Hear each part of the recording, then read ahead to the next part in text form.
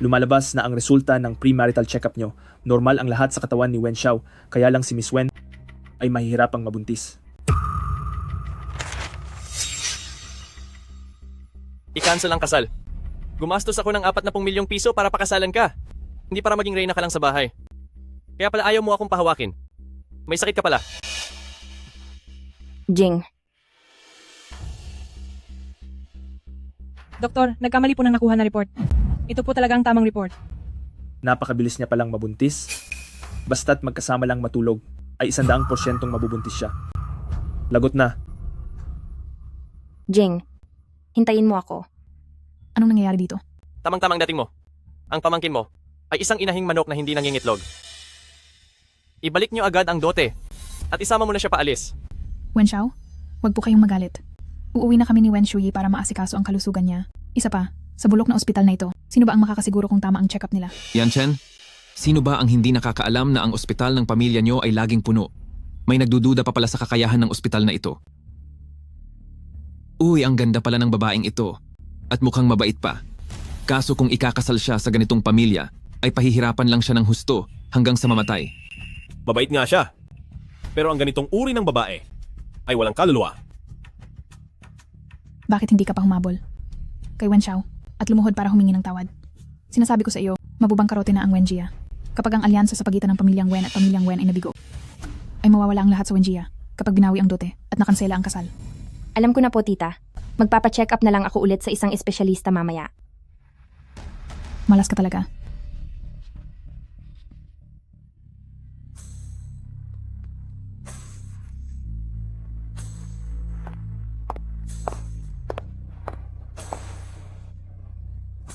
Malakas ka ba? Gawin natin ito. Sabi ko na nga ba, ang mga gwapong lalaki ay pang-display lang at walang silbi.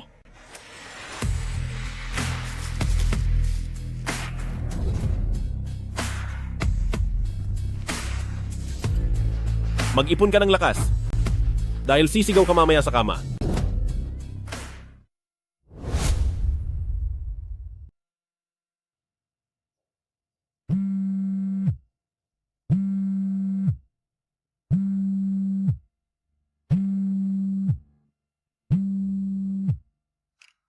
Tinatawagan kita buong gabi pero hindi mo sinasagot.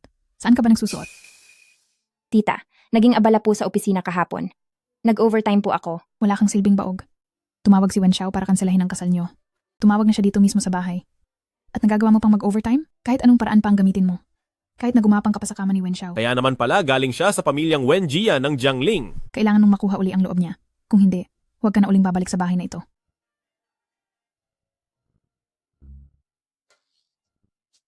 Kunwari ay napakabait mo. Sa tingin mo ba alam nila na magdamag kang humihiyaw sa akin kagabi? Saan ka ba nagmamadaling pumunta? Iwan mo naman ang numero mo.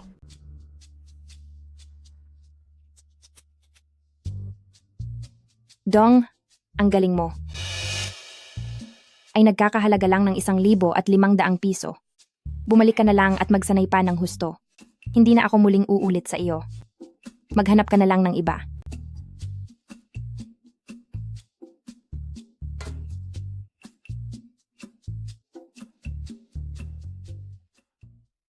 Hello, Li Yuan. Naaalala ko ang sinabi mo noong nakaraan na ang Wenshi Jituan ng Jiangling ay nagbebenta ng kanilang mga shares. Pumunta ka at bilhin mo lahat iyon para sa akin. Opo.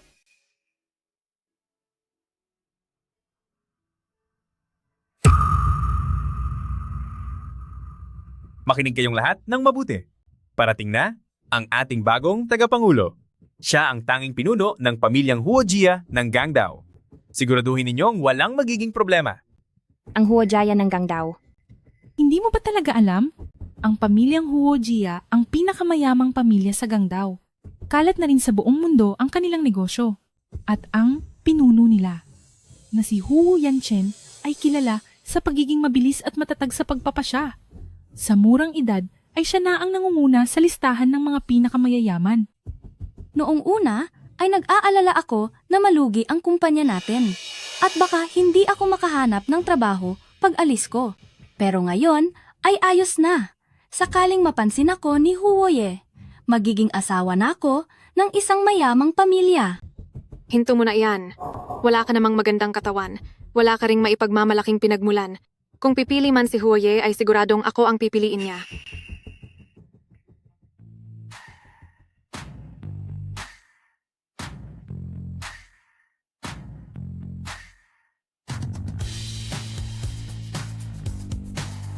Magandang umaga po, Tagapangulo. Hindi ako makapaniwala na ang pinuno ng pamilyang Huojia mula sa Gangdao ay nakasama ko sa kama sa pag-aakalang isa lang siyang modelo. Magandang umaga po, Chairman.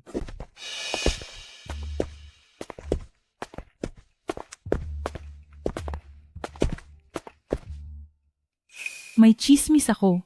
Uupo na ang bagong chairman. Sabi nila, tataas daw ang sweldo sa bawat departamento. Hindi ko lang alam kung magkano ang itataas nito. Sana lumaki rin ang dagdag sa aming mga nasa front desk. Maagang namatay ang mga magulang ko. Inampon ako ng pamilya ng tito ko. Hindi lang nila inagaw ang Wenshi at pinalayas ako para maging front desk. Ngayon ay hindi na maganda ang takbo ng Wenshi. Balak nilang ibenta na lang ng direkta ang Wenshi. Kailangan kong makahanap ng paraan para mabawi ang kumpanya. Anong nangyayari sa'yo? Parang gusto mo laging sumuka. Buntis ka ba? Wala ito, baka masama lang ang sikmura ko nitong mga nakaraang araw.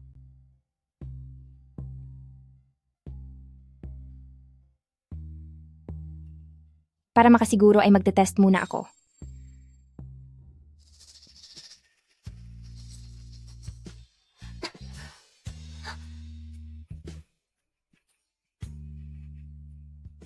Magandang araw po, Chairman.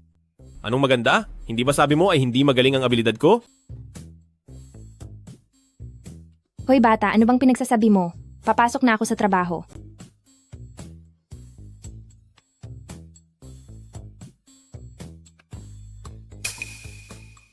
Pregnancy test? Buntis ba kaya siya?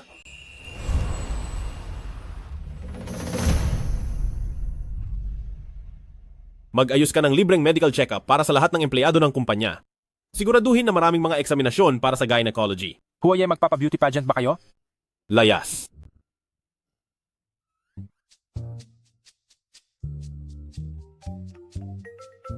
Hello, Ma. Nag-ayos ako ng ilang mga babae para sa iyo sa club. Pumunta ka doon mamayang gabi at tingnan mo kung may magugustuhan ka. Wag na po, Ma. Hindi kailangang madaliin ang mga ganitong bagay. Bakit hindi kailangang madaliin? Nitong mga nakaraang taon ay para kang isang baog na tanda na wala man lang nangyayari sa iyo. Anak, kung gusto mo naman ay mga lalaki. May anak ang tito mo na kadarating lang galing ibang bansa. Pwede kitang ipakilala sa kaniya. Ma, maghintay ka na lang muna. Malay mo naman. Magkakaroon ka na agad ng apo sa lalong madaling panahon. Sabi mo iyan ha? Huwag mong lolokohin ang nanay mo. Bakit naman po kita lolokohin? Bakit hindi muna kayo bumili ng ilang mga damit para sa bata? O kaya ay kumuha na rin kayo ng mga amusement park? Buntis na ba talaga siya? Bilis, bilis, bilis! Ibilis niyo ako ng 2 mall para sa mga bata at pagkatapos ay bumili pa kayo ng mas maraming amusement park. Pati na rin ng gatas at diaper ay kailangang ihanda ang lahat ng iyan. Kailangan ding pumunta sa North America para bumili ng mas maraming minahan ng ginto roon. Kahit sino na ang maghirap, huwag lang ang bata. Opo.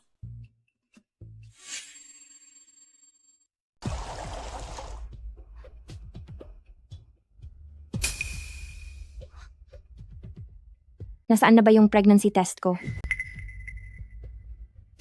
Anong hinahanap mo? Nag-set up ang kumpanya ng physical exam. Tara na, sabay na tayong pumunta. Bakit biglang kailangang magpa-physical exam? Natatakot si Huoye na baka may mga taong magulo ang personal na buhay na gumagawa ng kalokohan sa kumpanya. Siyempre, kailangang magpa-check up para hindi madumihan ang grupo. Pinsan, kung ganyan ka kapraning sa sarili mo, pwede naman kitang paunahin. Hindi ako nagmamadali. Wenshuyi, ikaw. Tara na. Wen Xiaojie, congratulations, buntis ka. Paano nangyari yon? Hindi ba sabi sa huling premarital check-up ko ay baog ako? Nagkamali lang noong pagkakataong yon. Napagpalit ng nurse ang results mo at ng isa pang pasyenteng kapangalan mo. Sa totoo lang, madali ka talagang mabuntis. Ano? Patay na, patay talaga. Sinira niyo ang buhay ko. Pwede kitang tulungang magpaliwanag kay Ginoong Wen. Anong ipaliliwanag? Hindi naman sa kaniya. Ang batang ito. Tungkol sa check-up na ito, itatago niyo naman ang sikretong ito, di ba? Siyempre naman, privacy mo iyan. Tulungan mo akong mag-appointment para sa abortion sa susunod na weekend. Pero, malusog ang bata. Sigurado ka bang gusto mo itong ipalaglag? Oo, Huwag mong kalimutang pumunta sa susunod na weekend. hindi ko mabibigyan ng magandang buhay ang bata ngayon. Kaya hindi ko talaga siya pwedeng isilang. Wen Shuyi, hindi kaya totoong nambababae o nambalilaki ka sa labas? At nabuntis ka? Nitong mga nakaraang araw, laging sumusuka si Wen Shuyi, hindi ba't morning sickness iyan? Kung hindi ka buntis, ipakita mo sa amin ang resulta ng check-up mo. Patawad, pinsan. Pribado ko ito. Hindi ko ito maipakikita sa iyo. Aba, may papribado ka pa sa akin. Buntis ka nga talaga. Tingnan mo siya. Mukhang problemadong. Siguradong hindi matino ang ama niyan. Ibig sabihin, isa lang siyang bastardong bata. Wen Shuyi, nabuntis ka ng hindi pa kasal. Napakagulo ng personal mong buhay. Humanda kang masisante sa kumpanya. Huoye, Anong ginagawa ninyong lahat dito? Huoye, may problema sa resulta ng check-up ni Wen Shuyi. Doktor ka ba? Ako,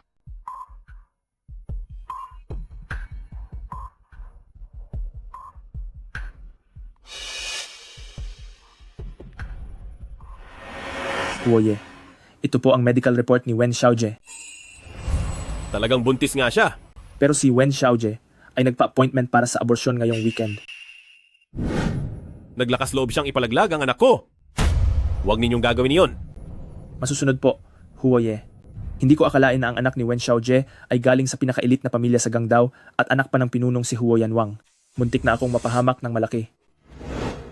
Ipaalam sa lahat ng ospital sa Jiangling na walang sino man ang pwedeng mag-opera para ipalaglag ang bata kay Wen Shuyi. Mag-ayos ng tao na mag-aalaga sa kanya ng mabuti. Huwag hayaang may mangyaring masama sa kanya. Boss, base sa investigasyon ko, ang kalagayang pinansyal ni Wen Xiaojie ay tila gipit na gipit. Paano kung... Ganito, ipaalam mo sa lahat. Itaas ang sweldo ng lahat ng empleyado sa grupo. Opo.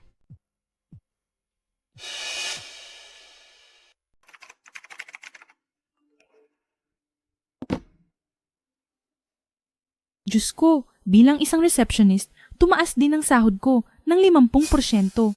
Tumaas ang sa akin ng 60. Ako rin. Ang galante naman ng bagong chairman. Bakit ang laki ng itinaas ng sahod ko?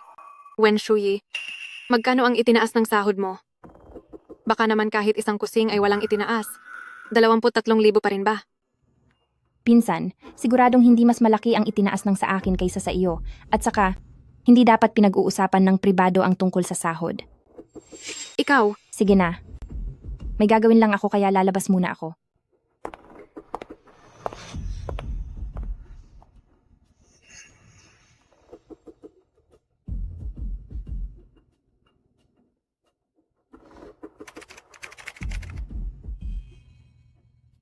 tumaas ng 156,000 ang sahod ni Wen Shuyi.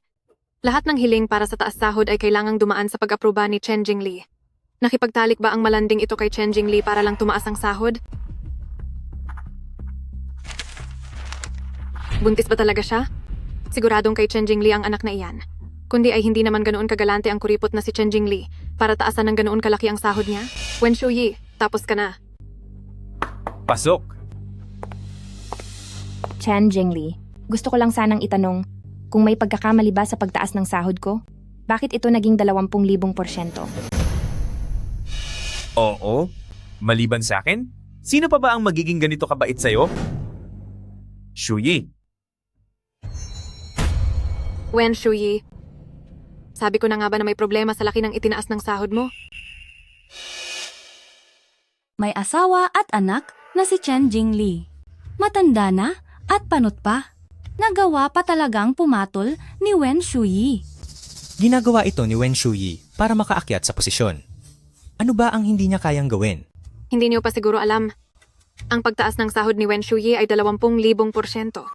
Para lang sa dagdag sahod ay tinukso ang sariling boss. Wala talagang hiya. Diyos ko, Si Wen Shuyi pala ay isang taong walang prinsipyo. Wala akong kinalaman dito. Wen Shuyi, sinabi ko na, may asawa at mga anak na ako. Pero, tinutokso mo pa rin ako. Hindi ko ginawa iyon. Itatanggi mo pa? Kaming lahat na narito ay nakakita sa ginawa mo. Kanina lang ay tila hindi ka na makapaghintay na yakapin at halikan si Chen Jingli. Paulit-ulit kang tinatanggihan ni Chen Jingli. Pero, ikaw itong nagpumilit lumapit sa kanya. Napakakapal ng mukha mo. Totoo iyon. Malinaw ang ebidensya kaya huwag ka nang magsinungaling. Nasaan ang mga security guard? Security guard, pumarito kayo at ang malanding babaeng ito sa opisina ay palayasin. Bitawan niyo ako. Huwaye. Wen Shuyi, tapos ka na.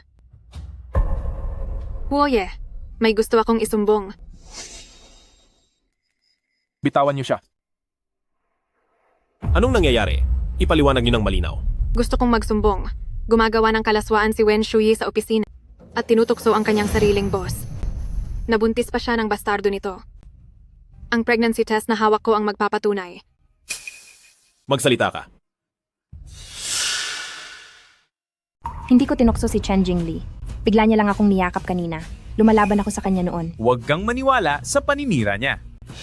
Huye, gawa-gawa lang niya ang lahat ng iyan. Wen Shuyi, huwag ka na kasing magdahilan.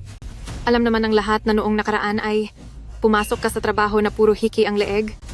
Tingnan ang CCTV. Opo.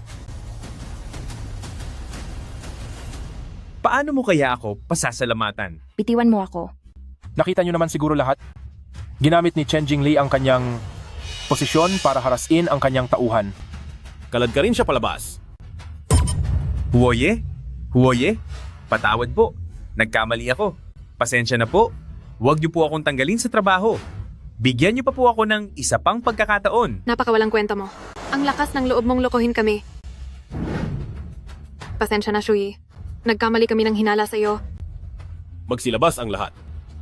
Wen Shuyi, maiwan ka. Huwaye, salamat po sa kanina.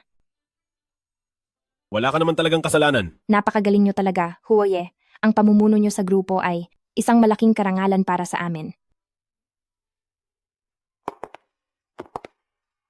Ano na naman ba itong pinapakita mo? Nagkakamali po kayo, Huwaye. Hindi po ako nagpapanggap. Noong araw na iyon, sabi mo ang galing ko ay nagkakahalaga lang ng 1,600 piso. Mag-practice muna raw ako bago magbenta ulit.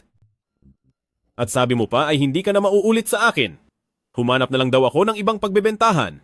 At ang malala pa ay, sinabi mong wala naman akong silbi kahit maganda ang katawan ko. Nakalimutan mo na ba ang lahat ng iyon? Huwaye, isang malaking pagkakamali lang po iyon.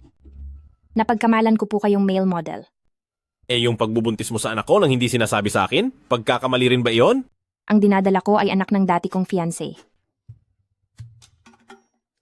Huwaye, kung ganito niyo ako alalahanin, hindi kaya may gusto na talaga kayo sa akin?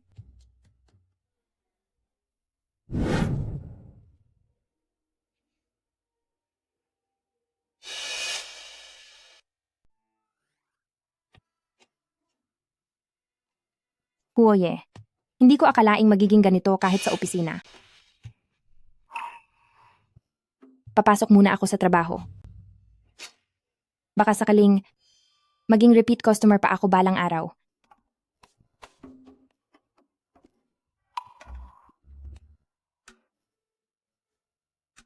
Anong anak ng dating fiancé? Maliit na sinungaling. Malinaw na iyon ang unang beses niya. Hindi pa ito ang oras para magpakasal at magkaanak. Hindi pwedeng isilang ang batang ito. Doc, may appointment ako ngayon para sa operasyon ng pagpapalaglag. Paumanhin, hindi gumagawa ng operasyon para sa pagpapalaglag ang ospital namin. Bakit po? Nag-appointment na ako ilang araw na ang nakalipas. Paumanhin, Wen Xiaojie, maaari po kayong sumubok sa ibang ospital. Ang bayad sa operasyon na lumampas sa oras ng appointment ay automatikong babalik sa inyong account. Pasensya na po. Hindi maganda ang pakiramdam ko nitong mga nakaraang araw. Natatakot akong maapektuhan ang resulta sa iyo. Talagang hindi kita pwedeng operahan. Paumanhin, puno na ang schedule namin para sa operasyon. Ang mga ospital na ito, hindi lahat sila makagawa ng operasyon para sa pagpapalaglag. Gaano ka na ba katagal na hindi umuwi? Malaki na ang ulo mo dahil kaya mo na ang sarili mo. Bumalik ka rito agad.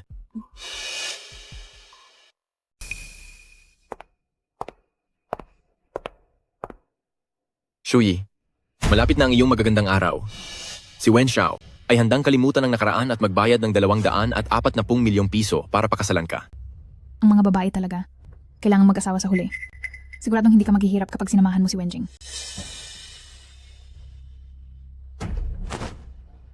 Tito, tita, pinauwi niyo ba ako? Para lang ibenta kay Wenjing? Anong ibenta? Pinapakasal ka lang ni Tito kay Wenjing para maging maginhawa ang buhay mo. Ngayong araw, gusto mo man o hindi, kailangan mong magpakasal. Huwag kang mag-alala, Shuyi. Basta't sumunod ka lang sa akin ng mabuti. Hindi kita pababayaan. Hindi ako pakakasal.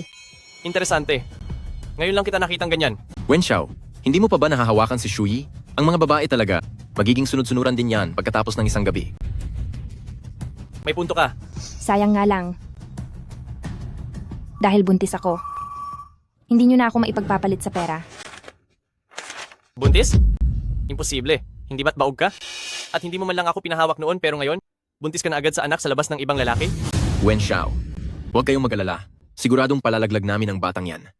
Pagdating naman sa dote, pwede nating babaan ang presyo. Ano sa tingin nyo? Walang problema.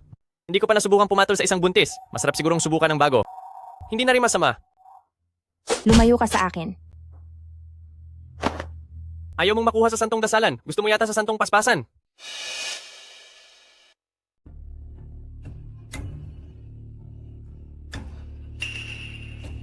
Bakit biglang uminit ng ganito? Walang hiya ka? Balak mo pa bang magtago?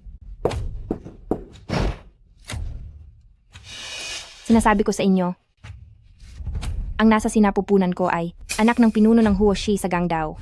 Kapag sinubukan ninyong saktan ako at ang anak ko, humanda kayo sa kahihinatnan ninyo. Sinong hindi nakakaalam na ang pinuno ng Huoshi ay napakalamig at hindi kailanman humahawak ng babae? Natuto ka pang magsinungaling.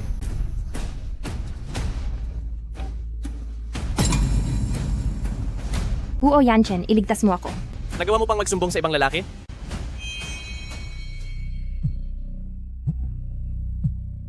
Hello? Huo Yanchen, iligtas mo ako. Nagagawa mo pang magsumbong sa ibang lalaki? Wen Shuyi? Nasaan ka, Wen Shuyi? Anong nangyari? Ma? Mukhang nasa panganib ang manugang ninyo. Magsama ka ng mga tao at sumama sa akin. Masusunod po. Ano? Titingnan ko lang kung sinong mangangahas na galawin ang manugang ko. Wen Shuyi, gusto ko ang pagiging palaban mo. Hindi gaya ng mga babaeng sunod-sunuran. Bitiwan mo ako.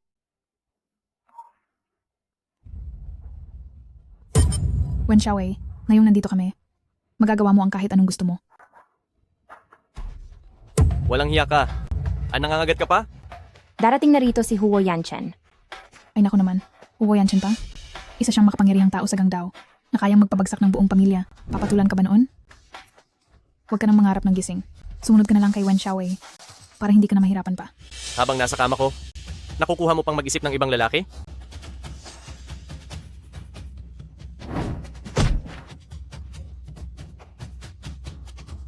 Ang babae ko ay nangangahas mong galawin?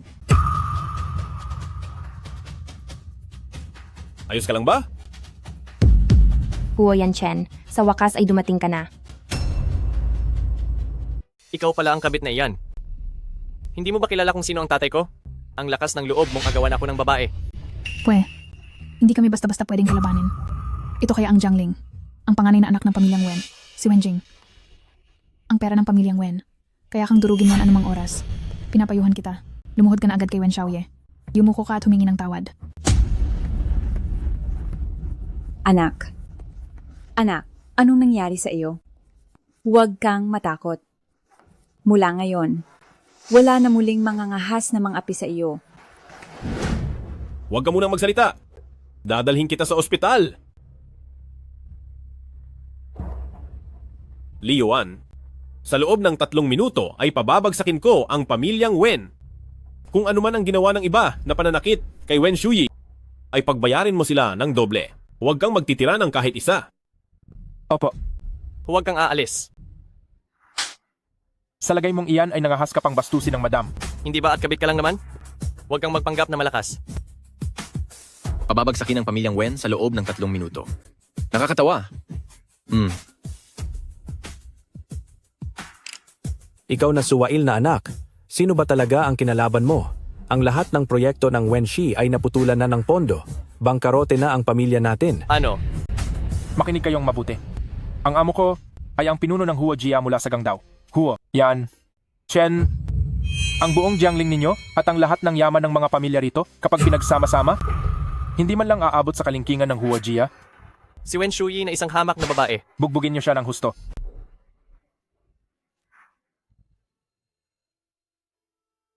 Gising ka na pala. Kamusta ka? Ayos lang ako. Salamat sa iyo sa pagkakataong ito. Magpaliwanag ka. Bakit mo ipinalaglag ang anak ko? Hindi naman sa iyo ang batang ito. Ano bang pakialam mo? Gusto mo pa rin akong lokohin? Sa ulat na ito ng pagsusuri ng paternity, ay malinaw na nakasulat na ang batang ito ay sa akin, kay Huo Yanchen. Ano ngayon? Huo Yanchen. Ayaw ko pang magkaanak ngayon. Bakit? Nakapagdududa ang pagkamatay ng mga magulang ko. Inagaw ng tito at tita ko ang kumpanya nila. Kahit na nabili mo na ito ngayon. Pero stockholder pa rin sila ng kumpanya. Wala pa akong kakayahang palakihin ng batang ito. Magiging iresponsable lang ako kung isisilang ko siya. Paano kung matutulungan kita? Anong ibig mong sabihin? Magpakasal ka sa akin. Huwag mo nang isipin ang tungkol sa pera.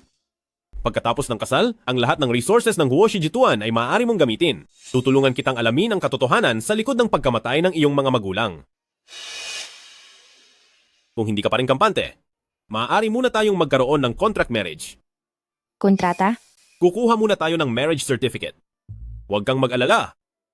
Ako ang magbabayad ng lahat ng gastusin pagkatapos nating ikasal. Isilang mo muna ang bata. Kung pagkatapos ay ayaw mo nang ituloy ang pagsasama nating ito, maaari kang umalis anumang oras. Mukhang maganda naman ang alok na ito. Sige, pero kailangang manatiling sikreto ang tungkol sa pagpapakasal natin. May babae pala rito sa Jiangling na ayaw makipag-ugnayan sa akin ng hayagan. Sige. Kasal agad at magkakaanak sa isang iglap. Ang kapareha ko pa ay ang gwapo at madaling makuha na si Huo Yanchen. Panalong-panalo ako rito. Bakit ka nakatungangar yan? Sumakay ka na sa kotse. Huoye, saan tayo pupunta? Mag-asawa na tayo pero Huoye pa rin ang tawag mo sa akin? Eddie, Yanchen.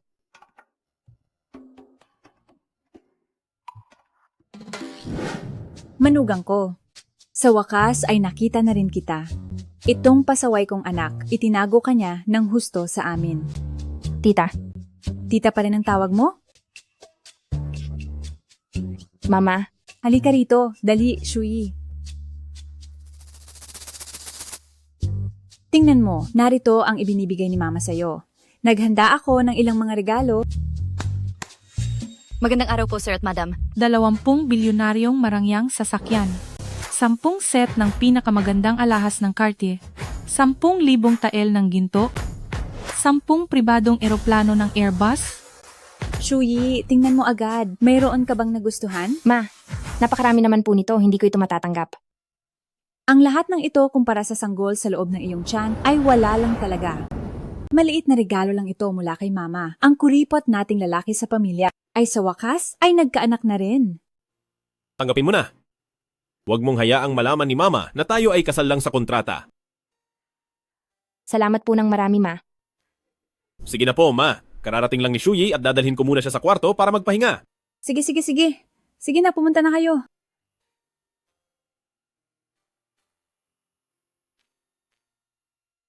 Sige po. Naiintindihan ko po. Kaya bukas.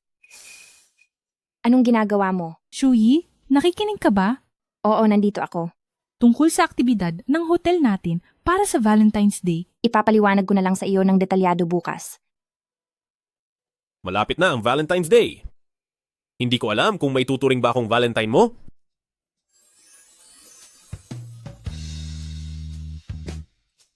Tungkol sa pagiging Valentine, hindi ko alam. Pero ngayon, ako ang amo mo. Pagsilbihan mo ng mabuti ang sponsor mo.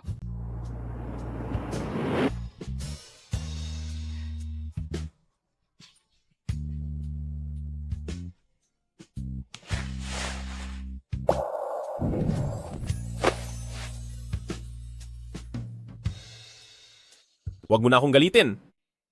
Matulog ka na. Pupunta lang ako sa banyo. Hindi ko akalain. Nakaya mo palang magtiis ng ganoon.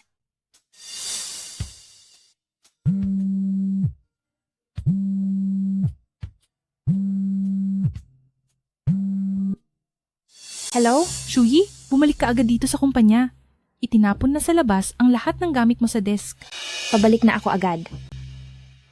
Saan ka pupunta at nagmamadali ka? May kailangan lang akong asikasuhin. Pupunta muna ako sa kumpanya.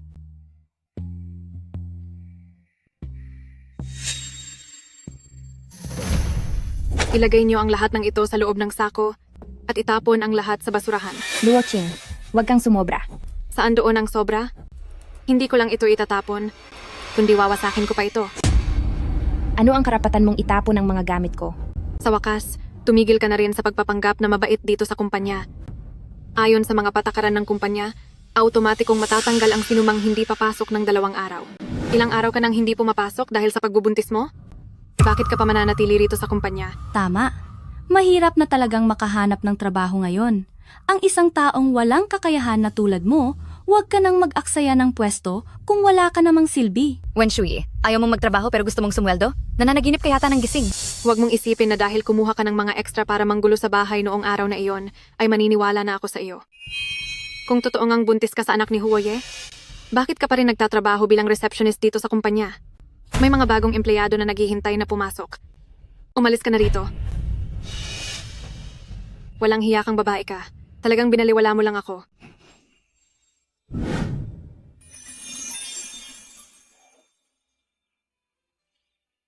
Huoye, bakit po kayo nandito? Huoye. Gusto ko rin kayong tanungin. Sa gitna ng oras ng trabaho, anong ginagawa niyo rito habang nakatambay? Huoye, madalas na lumiliban sa trabaho si Wen Shuyi. Lumabag na siya sa mga patakaran ng kumpanya.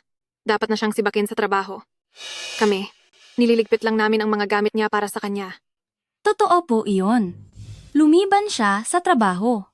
Dahil dito, bumigat ang trabaho ng iba pang mga kasamahan namin sa opisina. Ang arte-arte niya dahil lang buntis siya. Hindi siya pumapasok sa trabaho. Nakatanggap na ako ng ilang customer na nagrereklamo sa akin at nagsasabing walang sumasalubong sa kanila pagdating dito sa kumpanya. Matagal na akong nagpasa ng leave. Gusto ko sanang tanungin si Zhuguan Luo kung bakit niyo sinasabing lumiban ako sa trabaho. Ang lakas ng loob mong sumagot. Kailangang maturuan ka ng leksyon ngayon. Hindi ko alam na pati pala ikaw ay tutulungan ako na maturuan ng leksyon ng mga empleyado ko. Hindi po, Huoye. Hindi po iyon ang ibig kong sabihin. Anong ibig mong sabihin? Sinasabi ko sa inyo, kayong lahat, babawasan ang inyong performance bonus ng 1 taon at multa na 3 buwang sahod. Kapag naulit pa ito, sisibakin ko na kayo agad. Wag po, Huoye. Huoye, alam ko na pong nagkamali ako. Yuchu, ang pinsan kong receptionist, ay naglalandi rito sa kumpanya araw-araw. Dala-dala pa ang anak sa labas at gusto pang umakyat sa kama ni Huoye. Kung hindi ka pa babalik, aagawin na siya sa iyo ng babaeng iyon. Iyang pinsan mo ay sadyang tuso ang pag-iisip. Kapag hindi pa siya maturuan ng leksyon, sigurado nga abuso na siya ng husto.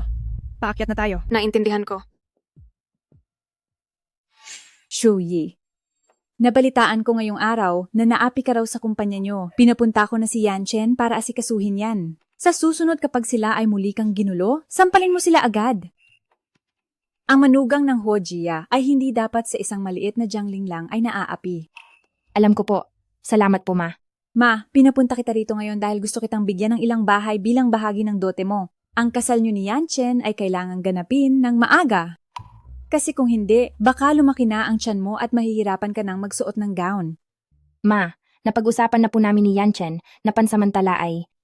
Ma, si Shuyi at ako ay kailangan pang mag-isip-isip kung anong klaseng kasal ang gagawin namin. Magdaos ng kasal. Malalaman na ng buong Jiangling ang tungkol dito. Paano pa natin ito itatago? May punto ka. Tama, tama. Tunay ngang isa itong napakasayang kaganapan sa buhay. Talagang dapat muna natin itong pag-isipang mabuti. Halika rito, Shuyi. Piliin mo kung alin ang gusto mo rito. Narito po ba kayo para tumingin ng mga bahay? Dito po tayo. Para sa mga kabataang iniisip ang lapit sa trabaho, lubos naming inirekomenda ang pagbili ng flat apartment. Maganda ang lokasyon at komportable ang pamumuhay. Alin po rito ang mas malapit sa Huo Shijituan? Huwag mo nang isipin ang mga bagay na iyan. Maganda ang mga ari-ariang ito.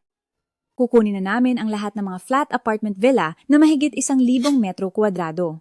Yan, Chen, iswipe mo ang card. Sige po. Walang password ito. Sige po, Ginoong Huo. Madam, napakaswerte niyo po talaga. Ang ibang ikinakasal ay mayroon lang isang bahay. Pero kayo ay pupwede na maging landlady agad. Shuyi, ang card na ito ay isang gold card na walang limit. Hawakan mo muna ito ng sandali at bumili ka ng ilang mga damit mamaya. Masyadong simple ang suot mong mga damit. Ma, wag na po, marami na po kayong naibigay sa akin. Sus, wag ka nang mahiya sa akin. Ibinibigay ito ni Mama kaya tanggapin mo na. Sige na, tanggapin mo na. Ngayon lang naging biyenan si Mama, kaya pagbigyan mo na ang kagustuhan niyang palayawin ang manugang niya. Hindi ko maaaring gamitin ang card na ito. Para mapanatag ang loob ni Mama Huo, itatabi ko na lang muna ito kasama ng mga naunang ibinigay niya. Kung sakali man, ibabalik ko na lang ito kay Huo Yanchen kapag naghiwalay kami. Salamat po, Ma. Ang bait mo talaga. O siya, ipagpatuloy niyo lang ang pag-iikot niyo rito. Mauuna na si Mama na umuwi. Sasabihan ko ang katulong na ihanda na ang hapunan ninyo. Sige po. Iyong tungkol sa kasal, hindi ba napagkasunduan na nating ilihim muna ito? Ang pagpili ng gown, mga singsing, ang handaan, aabuti ng kahit 1 taon ang paghahanda sa mga ito, di ba? Sundin muna natin ang gusto ni Mama. Dahil sa oras na iyon ay naipanganak na ang bata. Baka sakaling hindi na. Mapilit si Mama na ituloy ang kasal. Sige na nga.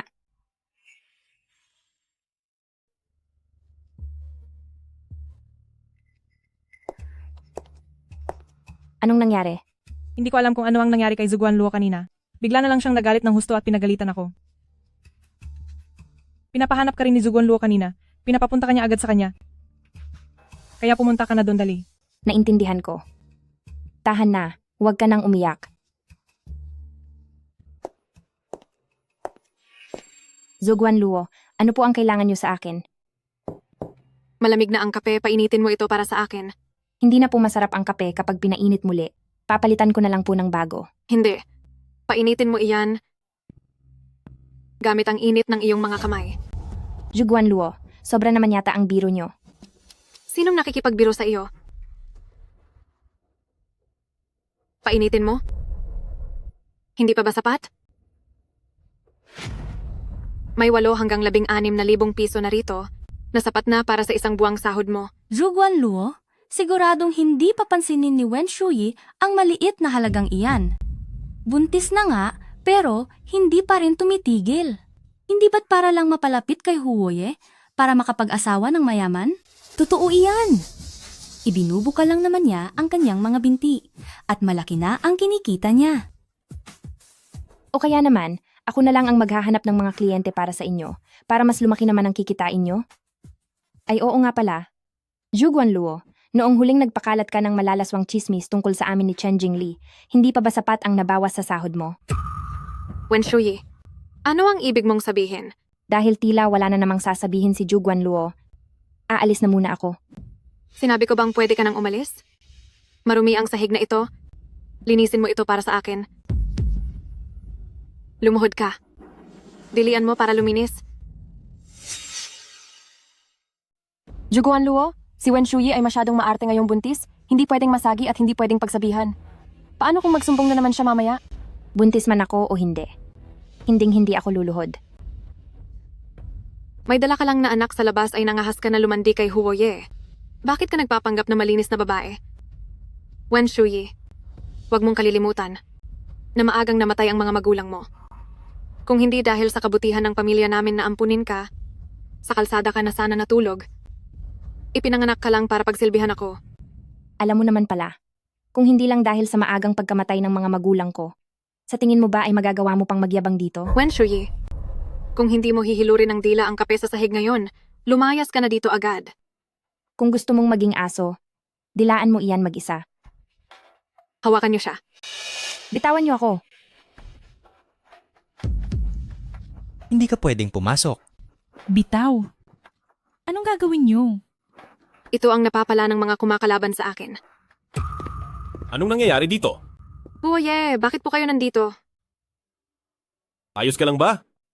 Huwaye, ayos lang po ako. Siya kasi, ang receptionist na si Wen Shuyi, kahit maliit na bagay ay hindi maayos. Tapos, nangahas pa siyang sumagot sa akin bilang supervisor niya. Gusto ko lang naman siyang turuan ng leksyon. Tama po, Huoye. Si Wen Shuyi ay napakayabang. Inaapi niya ang mga katrabaho niya. Hindi natin pwedeng hayaan na sirain niya ang lahat dito. Kung ganoon, dapat pa pala akong magpasalamat sa inyo. Walang anuman po, Huoye. Ito po ang dapat naming gawin bilang mga empleyado. Security, itapon niyo agad si Wen Shuyi palabas. Huoye, hindi po ganoon ang nangyari. Si Zhuguan Luo, siya ang sadyang nanggulo ngayong araw, itinapon ng kape, at sadyang pinahirapan si Shuyi. Pinapaluhod siya sa sahig para dilaan ng kape hanggang sa luminis ito. Zhuguan Luo, gusto mo pa bang magdahilan? May CCTV sa buong conference room. Wen Shuyi, Gusto mo pa talagang manakit ng tao sa harap ko.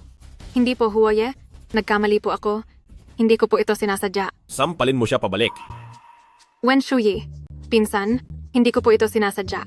Alam ko na ikaw ay laging mabuting babae. Siguradong hindi mo ito kayang gawin. Hindi nananakit ang isang mabuting babae.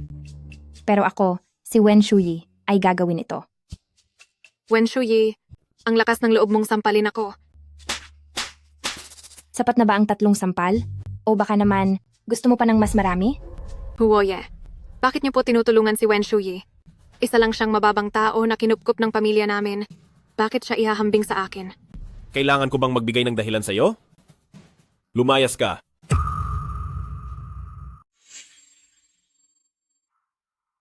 Magpahinga ka muna. Ipinaghanda kita ng damit at lemon water. Salamat, Huozong. Kung gusto mong magpasalamat, patunayan mo na lang ito sa gawa mamayang gabi. Parang may mali rito. Bakit ang lapit niyo ni Hoye? Anong relasyon niyo? Ano ang mga pinagsasabi niyo kanina? Anong relasyon naman ang sinasabi mo? Ang totoo niyan, kinausap lang niya ako tungkol sa trabaho. Sige na, tara na, magtrabaho na tayo. Talaga ba? Tara na, dali. Pa, ma, nakuha pang manakit ni Wen Shuyi sa akin ngayong araw. At saka, nalinlang tayong lahat sa kanya. Ang mga nanggulo sa bahay noong araw na iyon ay siguradong mga hired actor lang na kinuha niya. Araw-araw kong nakikita si Huoye sa kumpanya at wala naman siyang espesyal na pagtrato kay Wen Shuyi. Araw-araw ring sinusubukan ni Wen Shuyi na akitin si Huoye. Ang batang ito, nagawa pa tayong lokohin. Kapag hinayaan nating makasama ni Wen Shuyi si Huoye sa kama, siguradong magiging mahirap ang buhay ko sa kumpanya. Lalo na't ang best friend kong si Lujia Da Xiaojie ay maraming taon nang humahabol kay Huoye. Tiyak nagagawa ng gulo ang Lujia sa atin. Talagang matapang na yang Wen Shuyi. Sumusobra na siya. Pupunta kami ng mama mo sa kumpanya bukas para bigyan siya ng leksyon.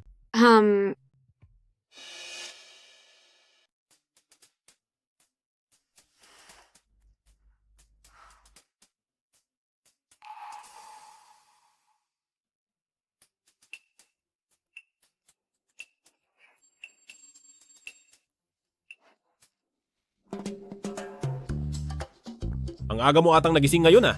Ikaw ang chairman, kaya syempre hindi mo na kailangang mag-time in. Ako na isang maliit na receptionist lang, paano namang hindi pupunta? May 1,600 piso ring attendance bonus iyon.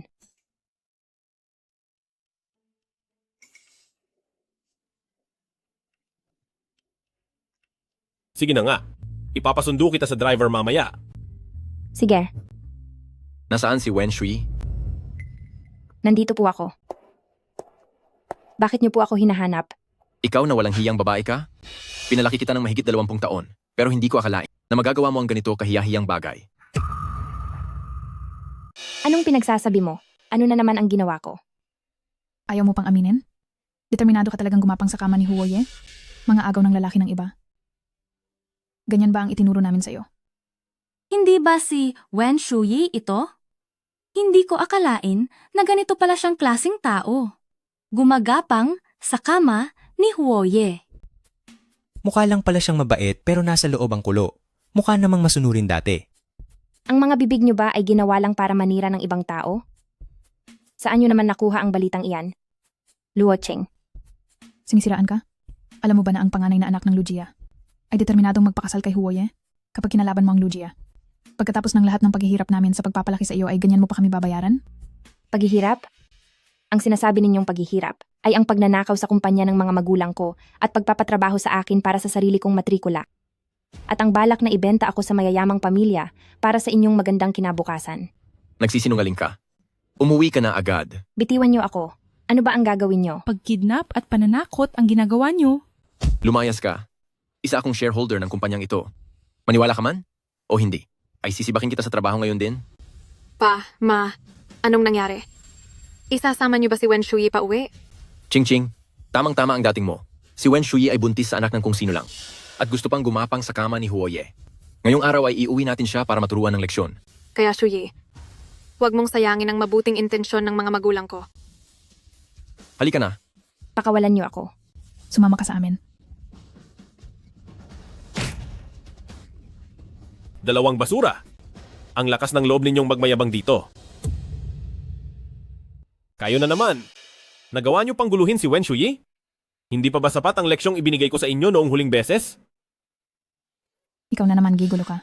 Hindi ba't isa ka lang extra na kinuha niya? Nagawa mo pang magpanggap bilang Huoye? Lumayas ka na. Ako ang malaking shareholder dito. Kaya kitang ibaon sa pera sa isang sandali lang. Oh, sinasabi mo bang extra lang ako? Kayong dalawa kapag pinagsama, ay talagang nakakaawa. Sa kakaunting shares na iyan, may gana pa kayong tawagin ang sarili nyo na malaking shareholder? Ang yabang mo, tatawagan ko ang security ngayon din. Para sa harap ng lahat ay mabunyag ang panloloko mo. Tapos na. Yari na. Pa. Hello, Lawu. May isang tao rito na nagpapanggap bilang Huoye. Pumunta ka rito agad at palayasin mo siya. Kapag hindi kita nakita sa loob ng 3 minuto, lumayas ka na sa trabaho mo. Ang lakas ng loob niya. Tingnan natin kung sinong nangangahas magpanggap na Huoye. Siya yun. Palayasin mo siya. Huoye. Hindi ko po alam na kayo pala iyan. Paano nangyari iyon? Hindi ka ba nagkakamali? Hindi ba't extra lang siya na kinuha ni Wen Shuyi? Huoye. Patawarin niyo po ako sa pagkakataong ito. Pinilit lang po nila ako. Sinabi nilang tatanggalin nila ako sa trabaho. Huoye. Ikaladkad siya palabas. Tapos na. Yari na talagang tapos na ang lahat. Hindi ba't gusto mong malaman kung paano namatay ang mga magulang mo? Dapat mong tanungin ng mabuti mong tito kung ano ba talaga ang ginawa niya.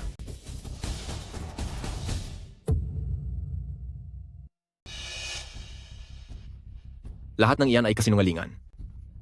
Ngayon, gusto ko lang itanong, bakit niyo kailangang pakialaman ang sasakyan ng mga magulang niya? Dahil ang lahat ng ito ay dahil sa masamang babaeng iyan. Gusto ko lang naman na bigyan kami ng bayaw ko ng kaunting parte ng mga shares. Hindi ko inaasahan na kakampi pala ang kapatid ko sa ibang tao. Gusto ko lang naman siyang bigyan ng leksyon. Kaya pala. Inaamin mo na kayo ang pumatay sa kanila?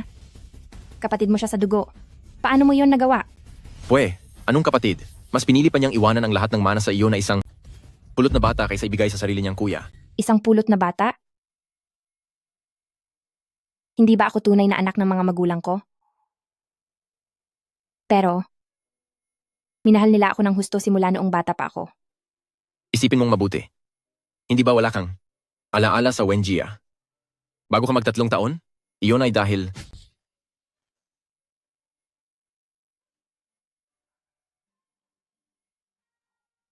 anong gagawin niyo? Bitawan niyo ako. Kalad ka rin sila palabas. Baliin ang kanilang mga kamay at paa bago sila dalhin sa istasyon ng pulis. Huoye, nagkamali ako. Hindi ko dapat pinatay ang sarili kong kapatid at bayaw. Hindi ko dapat minaltrato si Shuyi. Huoye. Maawa po kayo sa amin. Ngayong nagmamakaawa kayo, huli na ang lahat. Ilabas na sila agad. Huoye.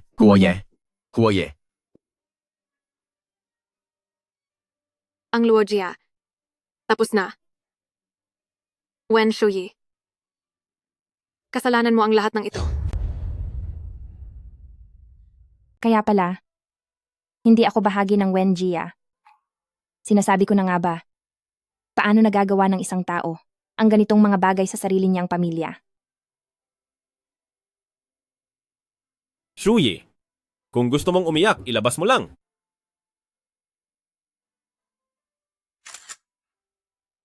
Wala lang ito.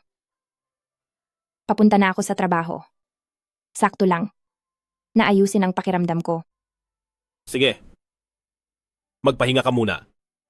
Tawagan mo ako kung may kailangan ka. Ano man ang mangyari, dapat nating mahanap ang tunay na mga magulang ni Shuyi. Opo.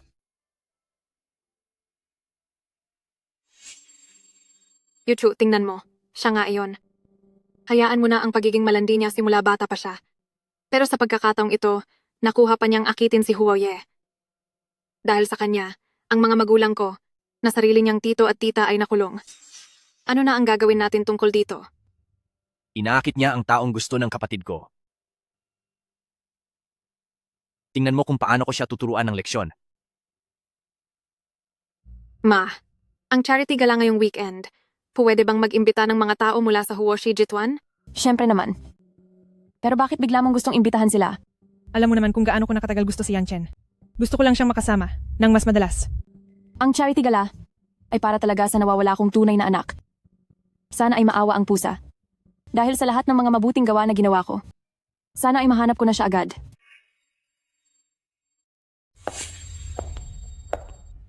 Ito na ba yung binibini ng Lugia na nag-imbita sa lahat ng empleyado ng kumpanya natin sa charity dinner na ito? Balita ko, maraming taon na siyang humahabol sa Huoye natin.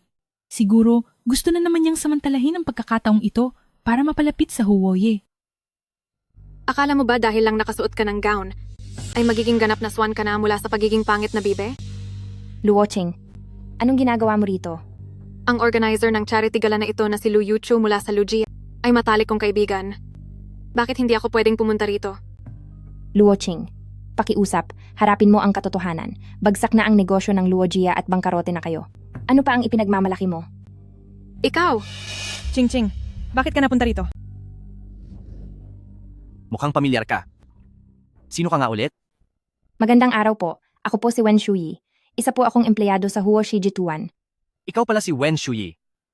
Wen Xiaojie. Nakikita ko namang bata ka pa. Huwag mong laging isiping humiga sa kama ng mga lalaki para lang makakuha ng madaling paraan sa buhay. Anong pinagsasabi mo? Bakit ka pa nagkukunwari? May dinadala ka ng anak sa labas? Tapos tinatarget mo pa ang kama ni Huoye?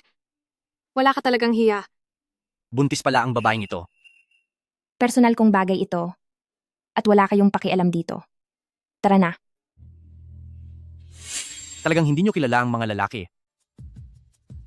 Ang isang taong gaya ni Huo Yanchen ay imposibleng magkagusto sa may anak na? Baka nga matagal na silang may relasyon at sa kanya ang batang iyan. Ching Ching, anong gagawin natin ngayon? Huwag kang mag-alala. Kakabuo pa lang ng batang iyan. At walang nakakaalam kung anong aksidente ang maaaring mangyari.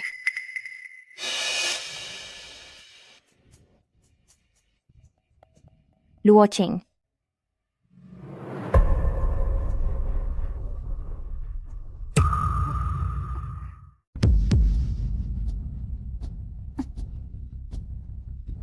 Huwag ka nang magpagod ng walang saysay. Sabihin mo ang totoo. Ang dinadala mo sa sinapupunan mo? Kanino ba talaga ang batang ito? Akala nyo ba talaga ay tanga ako? Na hindi ko alam ang iniisip nyo? Di ba't sigurado na kayong kay Huo Yanchen ang batang dinadala ko? Hindi pa kasal sina Yuchu at Huo Yanchen. Bata pa siya at mapusok. Walang masama kung makikipaglaro lang siya sa ibang babae.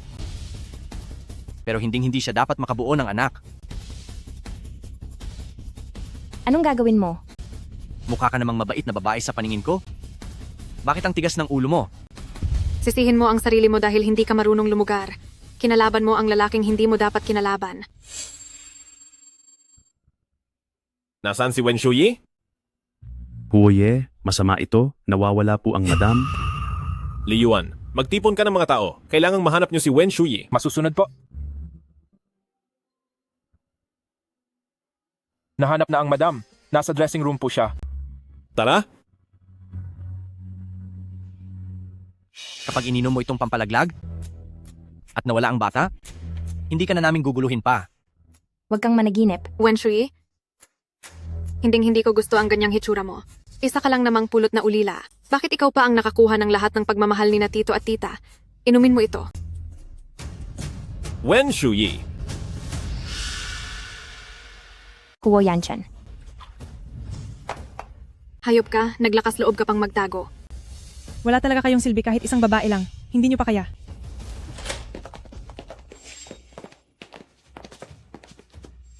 Wen Shuyi.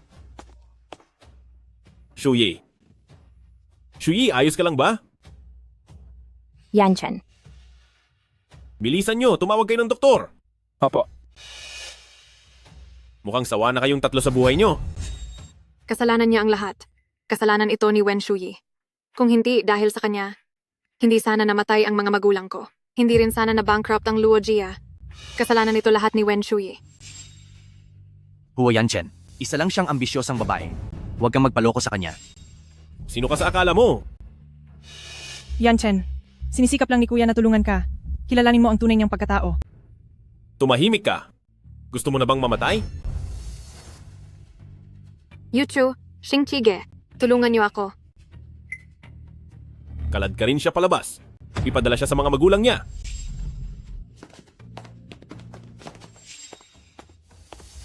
Anong nangyayari rito? Ma. Ang balat na hugis paru-paro. Anak ko siya. Paano nangyari iyon? Siya ang nawawala kong kapatid.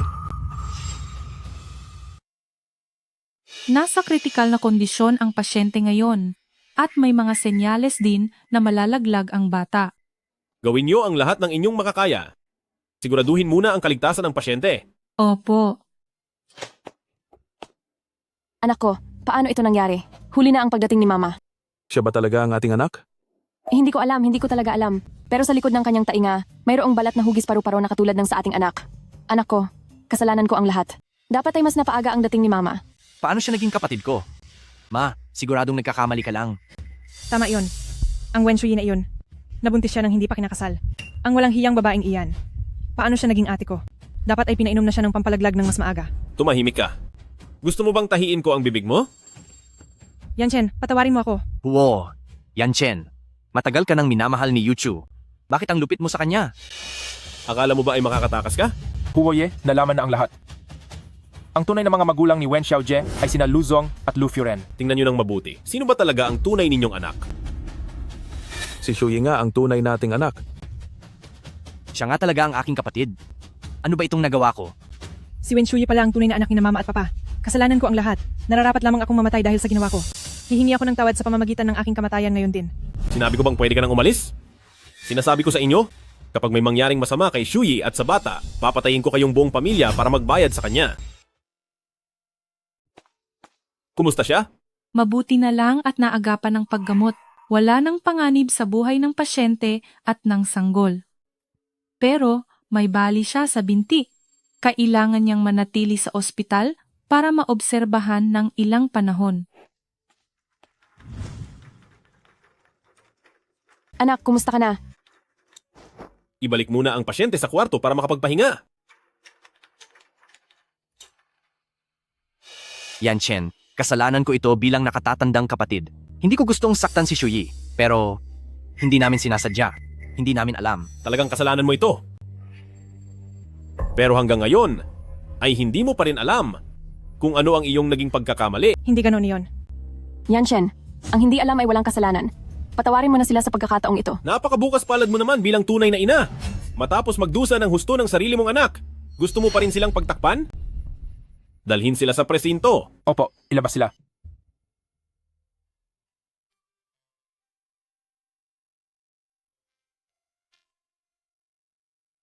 Nakumpirma na ito. Ikaw ang tunay na anak ng Lu Jia. Shuyi, Mag-usap muna kayo. Shuyi. Kumusta ka? Mabuti na ba ang pakiramdam mo? Ano ang sabi ng doktor? Lu Furen. Sabihin mo na lang ng diretsahan ang gusto mong sabihin. Shuyi, narito lang si Mama para bisitahin ka. Kapag bumuti na ang pakiramdam mo, mapapanatag na rin ang loob ni Mama. Hindi talaga inakala ni Mama na pagkalipas ng maraming taon ay makikita ka uli ni Mama. May inihandang mga regalo si Mama para sa iyo. Tingnan mo kung magugustuhan mo ang mga ito. 888 tael ng mga gintong bar. Mahigit 20 manor sa mga bansa sa Europa at Amerika. 10 set ng pinakamarangyang alahas sa mundo. Natatandaan mo ba itong kwintas na may ruby? Paboritong-paborito mo ito noong bata ka pa. Kaya naman itinago ito ni Mama. Dahil balak kong ibigay ito sa iyo bilang dote mo balang araw. Halika, isusuot ito ni Mama sa iyo.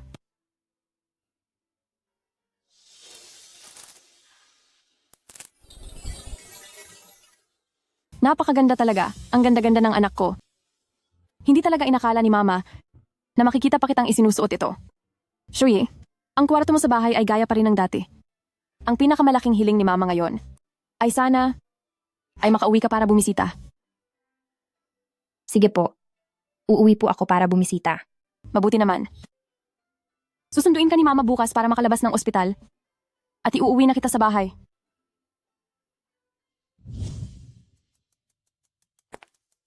Wenshui?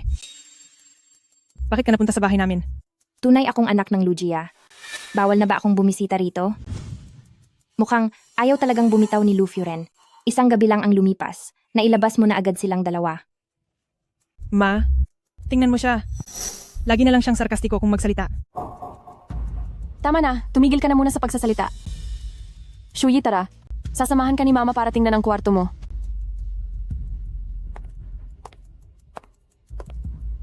Ano ito? Lu Furen, ito ba talaga ang kwartong inilaan ninyo para sa akin? Itong si Yuchu. Sino ang gumawa nito? Ikaw ba ang gumawa nito? Hindi man lang ako pumasok doon. Baka aso ng katulong ang pumasok. Iba talaga kapag sariling dugo at laman. Sinigawan mo agad ako, pagka-uwi pa lang ng tunay mong anak. Ma, bakit hindi mo man lang siya tinanong? Bago mo pagbintangan si kapatid. Ako, mukhang hindi gaanong masaya ang Lujia sa pagbabalik ko. Saan galing ang kuwintas na iyan? Bitawan mo. Ang kuwintas na ito ay bigay ni Lu Furen. Ma, ang kuwintas na ito ay dapat para sa dote ko sa hinaharap. Bakit mo ito ibinigay sa kanya? Yuchu, ang kuwintas na ito ay inihanda talaga ni Mama para sa ate mo. Ipaghahanda na lang kita ng iba sa susunod. Ayos ba? Dahil ba bumalik na si ate, ay ayaw mo na sa akin? Ma, kahit na si Wen Shuyi ang tunay mong anak, pero matagal na rito si Yuchu sa atin, pamilya na rin natin siya. Ang sakit. Maayos ka lang ba, Yuchu?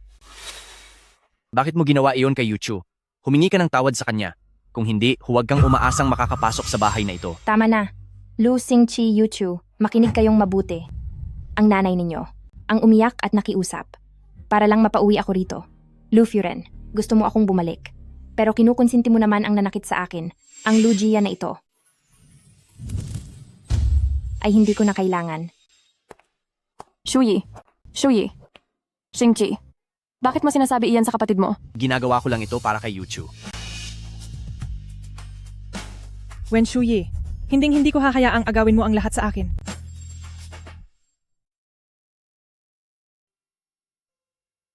Shuyi, ipinagluto ka ni Mama ng sabaw. Inaabot ng 100 araw para gumaling ang mga bali sa buto, kaya kailangan mong magpalakas ng mabuti.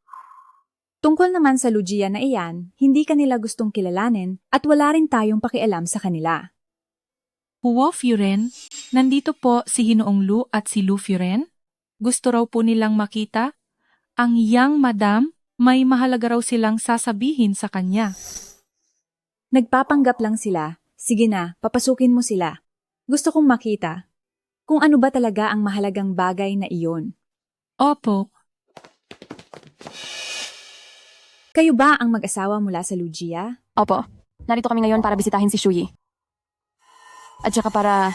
Kahit ano pa iyan, malinaw na ang lahat base sa inasal ninyo kahapon. Hindi ako babalik sa Lujia, kaya umalis na kayo. Shuyi. Nagpunta ba kayo rito sa Huojia para lang umarte? Paano naman magiging pag-arte iyon? Kami pa rin naman ang mga tunay na magulang ni Shuyi. Matagal bago namin siya nahanap, kaya syempre gusto naming bumawi sa kanya. Napag-usapan na namin ang lahat, mamaya ay uuwi kami para magpadala ng mga imbitasyon. Magdadaos kami ng isang magarbo at malaking piging. Iimbitahan namin ang lahat ng mga tanyag na pamilya sa Jiangling para sabihin sa kanila na nakabalik na ang panganay na anak ng Lujia. Mula pagkabata ay nakikitira lang si Shuyi sa iba. Marami siyang pinagdaan ng hirap. Siguradong hindi rin niya kayang basta na lang talikuran ang kanyang mga tunay na magulang. Dahil gusto niyo siyang kilalanin, tingnan natin kung tapat ba talaga kayo. Dahil kung hindi, baka makuha ng ibang tao ang mga bagay na para sa iyo at ang posisyon mo. Kahit na dito sa Huojiya, ang mga ganitong maliliit na bagay ay hindi naman natin pinapansin. Pero gayon pa man, ang mga bagay na dapat ay sa iyo ay dapat mong bawiin. Siyempre naman. Ginagawa na ang mga imbitasyon, nandito kami ngayon para personal na sabihin ito kay Shuyi. Sana nga. Pagod na si Shuyi, maaari na kayong umalis. Sige, mauuna na kami. Anak, samahan mo muna si Shuyi sa kwarto para magpahinga. Sige po.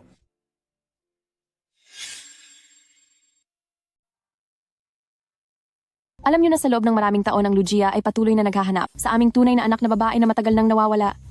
Matapos ang maraming taon ng pagtitiyaga at pagsisikap, sa wakas ay nahanap na rin namin siya ngayon.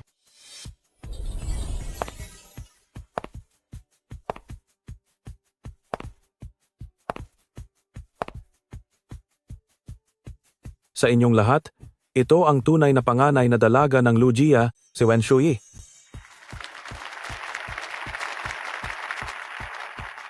Iba talaga ang dating kapag tunay na anak. Ngayong bumalik na ang totoong tagapagmana, siguradong nakakahiya na para sa pekeng anak, di ba? Dahil nakabalik na ang totoong anak? Sino pa ba ang may gusto sa isang peke lang? Sanay naman si Lu Yuchu na laging matapobre sa iba. Kaya ayan, may magtuturo na sa kanya ng leksyon. Halika rito, Shuyi. Magsabi ka ng ilang salita. Ma, iligtas niyo po ako. Nakidnap ako. Kung gusto niyo pang mabuhay si Lu Yuchu, binibigyan ko kayo ng 10 minuto para makapunta sa lumang bodega sa Chengxi, kundi ay bangkay na ang madadatnan niyo rito. Yuchu, Diyos ko, paanong nangyari ito? Anong nangyayari? Nakidnap si Yuchu. Gusto ng mga kidnapper na sa loob ng 10 minuto ay makarating tayo sa bodega sa Chengxi. Ano? Bilisan nyo. Iligtas natin si Yuchu. Habang nagaganap ang pagkilala sa tunay na anak, heto at nakidnap naman ang peke. Oo nga, halika, tignan natin.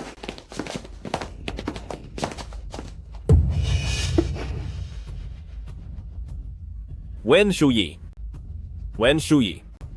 Agad ninyong alamin kung nasaan si Wen Shuyi. Masusunod po. Ma, tulungan niyo ako. Yuchu, Huwag kayong lalapit. hindi kami lalapit. Basta pakawalan mo lang si Yuchu. Kahit anong hilingin mo ay ibibigay ko. Lu Firen, baka gusto mo munang tignan kung sino itong nasa tabi ko? Shuyi. Isa lang sa mga anak niyo ang pwede ninyong iligtas at ang maiiwan ay sasama sa akin sa hukay. Nanay, tatay. Kuya, piliin niyo na si ate. Alam ko naman. Pamalit lang ako sa kanya. Ngayong bumalik na siya, wala na akong dahilan para mabuhay pa. Yuchu, kumalma ka lang. Ililigtas ka namin. Alam kong galit kayo sa akin. Niloloko niyo lang ako. Sa mga mata at puso niyo ngayon, si ate na lang ang mahalaga. Hayaan niyo na lang akong mamatay. Bakit naman namin iisipin ng ganyan? Wala akong oras. Aga. Para sa dramahan ninyong pamilya, pumili na kayo agad, kundi mawawala silang dalawa sa inyo. Nanay, tatay, ano pang hinihintay nyo? Iligtas nyo na si Yuchu. Yuchu. Ililigtas namin si Yuchu. Nakapili na. Shuyi, matatakutin ang kapatid mo. Hindi niya kaya ang ganito. Maghintay ka lang. Siguradong ililigtas ka namin.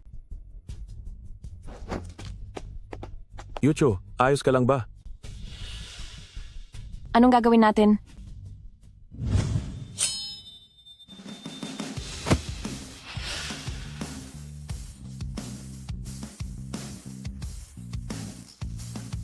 Huo Yanchen, sa wakas dumating ka na. Patawad, huli na ako. Huwag ka nang umiyak, ihahatid na kita pa uwi.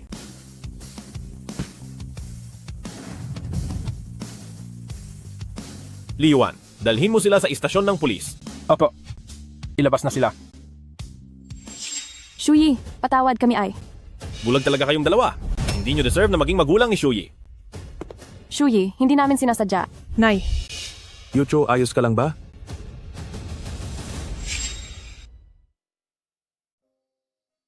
Ang Lugia na ito ay talagang walang katuwiran. Hindi man lang nila inisip ang kaligtasan mo na sarili nilang anak at mas pinili pang iligtas ang aroganteng ampon na iyon. Ayos lang po, ma. Hindi ko na sila ituturing na pamilya simula ngayon. Mag-usap muna kayo. Lalabas lang ako para ayusin ang ilang bagay. Sige.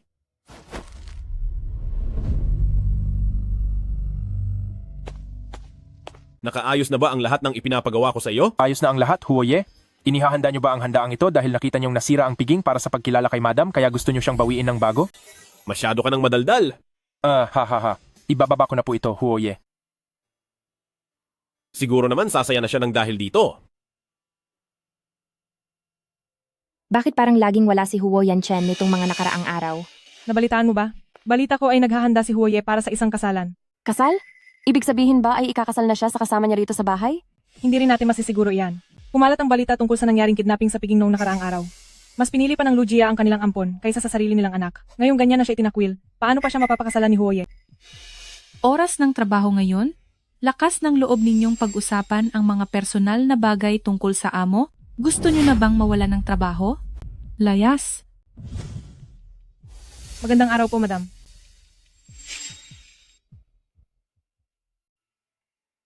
Yuchu, bakit mo ako hinahanap? Kuya, halika rito. Kuya, balita ko ay magdaraos ng handaan sa kasal ang Huojia. Ano naman kung may handaan sa kasal? Nabalitaan ko na patay na ang mga umampon kay Wen Shuyi at ayaw pa rin niyang bumalik sa Lugia. Sa handaan ng kasal, wala siyang pamilyang magtatanggol sa kanya, tiyak na lalaitin lang siya. Pero kuya, napakabuti ni Huo Yanchen sa kanya. Nag-aalala pa rin ako. Yuchu, hindi ba nabanggit sa iyo ng kaibigan mong si Luo Qing na may dating kasintahan si Wen Shuyi? Oo nga pala. Ang anak ng pamilyang Wen na nalugi na. Balita ko ay engaged na sila, pero hindi natuloy ang kasal nila. Paano naman ang batang iyon? Baka sa dati niyang kasintahan iyon? Anong ibig mong sabihin? Nakakagulat din dahil may ex-fiancé pala si Wen Shuyi pero hindi man lang nandidiri si Huo Yanchen. Sa oras ng handaan sa kasal, lalitaw ang dating kasintahan na iyon.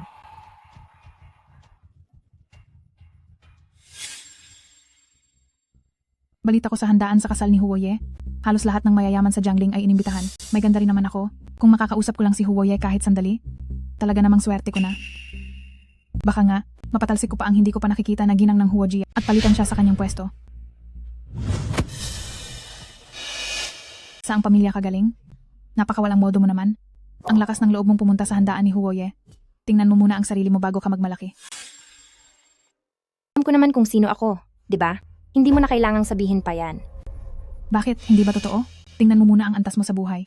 Ang sagwa ng suot mo sa handaan ni Huoye, para ba talaga sa mga katulad mong hampas lupa to?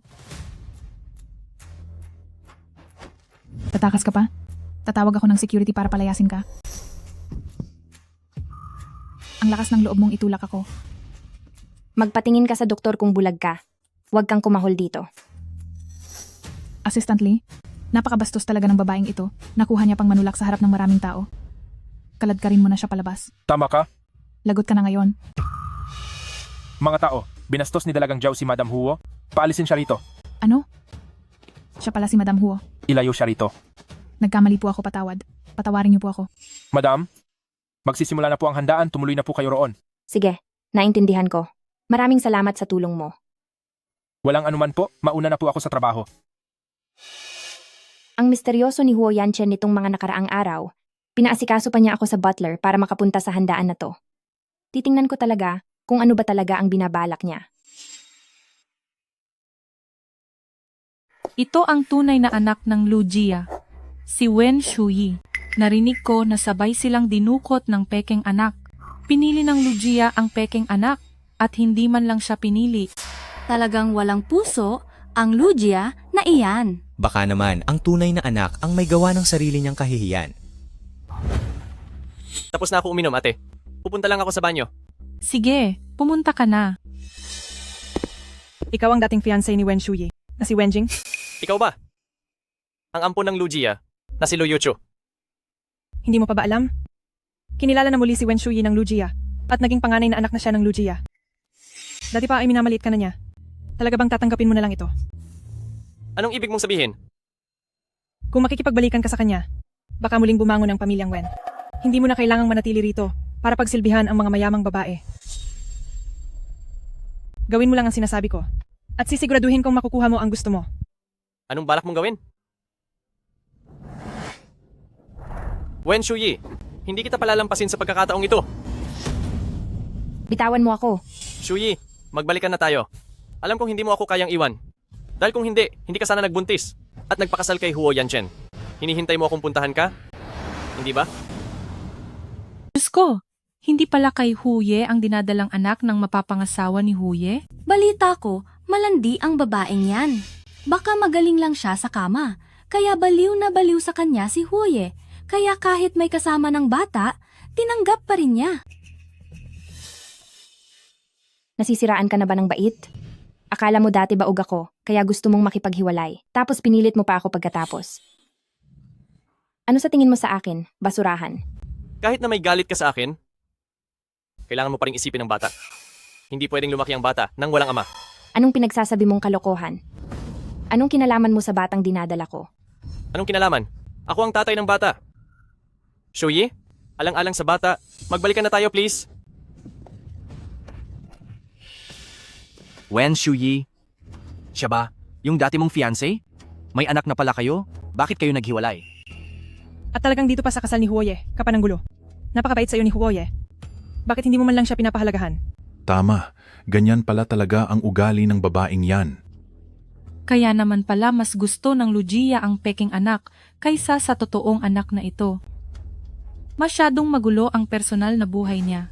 Gusto kong makita kung sino ang nangahas na manggulo sa kasal ko.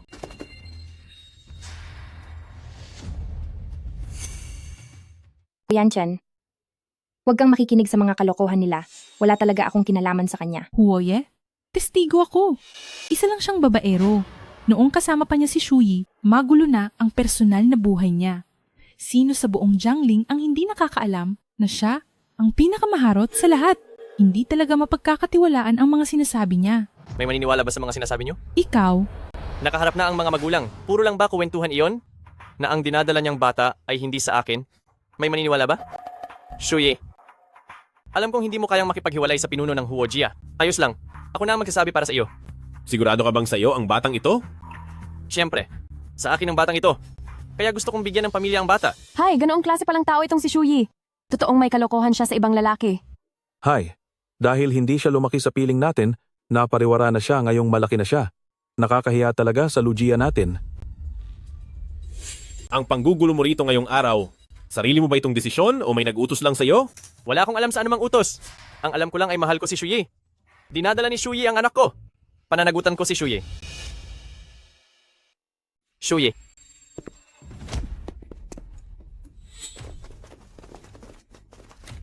Ang kagalang-galang na pinuno ng Huo Jia, sa gitna ng tirik na araw, nambubugbog ka ng inosente. Kailangan ko pa ba ng dahilan para saktan ka? Bakit ka ba ganyan kayabang? Isang maruming babae lang si Wen Shuyi. Sa harap ng ibang tao, umaarte siya na parang isang maamong tupa. Pero ang totoo, malandi talaga siya, basura siya. Ang batang dinadala ni Wen Shuyi ay sa akin. Kung siya man ay birhen o hindi ba dapat ay alam ko? Matagal mo na siyang kasama, pero kahit kailan ay hindi mo nakuha ang katawan at puso niya. At nagagawa mo pang mag-ingay dito? Bangunin niyo siya. Kahit na ang batang dinadala ni Wen Shuyi ay hindi sa akin, pakakasalan ko pa rin siya. Sa habang buhay niyang buhay, siya ay magiging babae ko lang. Shuyi, iligtas mo ako. Pinagsamahan din naman natin, hindi ba? Ikaw ang gustong makipagbalikan sa akin noon? Huwag mo naman kalimutan ang pinagsamahan natin, Shuyi. Shuyi? Mahal mo pa rin ako, hindi ba? Itikom mo ang marumi mong bibig. Baliin niyo ang lahat ng mga braso at binti niya at itapon siya palabas ng Jiangling. At isa pa, ayaw ko nang makita ang pamilyang Wen dito sa Jiangling. Masusunod po, Huoye. Ilabas na yan.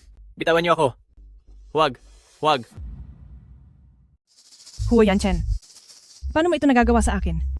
Ilang taon na kitang mahal. Bakit mo pinoprotektahan si Wen Shuyi? Dapat ay ako lang ang asawa mo. Huwag mo akong idaan sa moral guilt. Saang batas nakasaad na? Dahil mahal mo ako, ay kailangan na kitang pakasalan? Hindi maaari. Hoy! Hoy! Yuchu, Saan ka pupunta? Yuchu. Saan ka ba pupunta, hoy? Saan ka pupunta? Bakit hindi? Tayo manood ng eksena? Yuchu, kumalma ka. Yuchu, bumaba ka na riyan, bilis. Masyadong mapanganib iyan. Huwag kayong lalapit. Sige, hindi kami lalapit.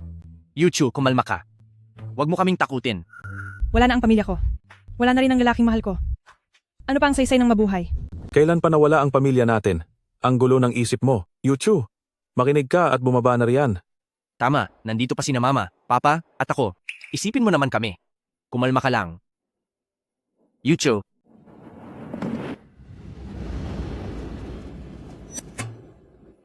Yucho! Yucho! Yucho! Yucho. Yucho. Bumaba ka lang. Ibibigay ni Mama ang lahat ng gusto mo. Gusto ko si Huo Yanchen. May bibigyan niyo ba siya sa akin? Hindi naman ito mataas. Kasal na siya kay Wen Shuyi. At may anak na rin sila. Yucho, pagsasabihan ko ang ate mo, namangako sa'yo, hindi ba? Bumaba ka lang. At pag didiborsyuhin ko siya kay Huo Yanchen, ibibigay ko siya sa iyo. Hindi ako makikipagdiborsyo kay Huo Yanchen. Ikaw? Hindi pag-aari ng kahit sino si Huo Yanchen. May sarili siyang pag-iisip at sariling desisyon. Hindi ko siya ibibigay. Alam ko nang ganito ang mangyayari. Ma, ayoko na mabuhay. Yucho, huwag mo namang takutin si Mama. Hayaan mo siyang tumalon. Nandito. Alang tayo sa ikalawang palapag. Hindi naman siya mamamatay kapag tumalon siya riyan. Noong nasa Luogia pa ako, maraming beses na akong tumalon. Bakit mo hinahamon ang kapatid mo na tumalon? O sige, pabayaan mo siyang tumalon para subukan. Baka sakaling biglang ma-inlove sa iyo si Huo Yanchen. Subukan mo.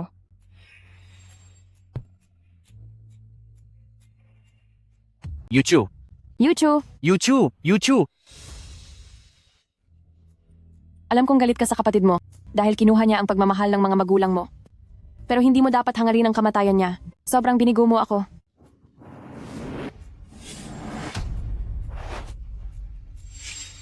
Ang lakas ng loob mong manakit. Sasabihin ko sa iyo, asawa ko si Wen Shuyi. Sino mang magtangkang mangapi sa kanya sa susunod ay kalaban ko na rin. Mag-isip-isip kayo.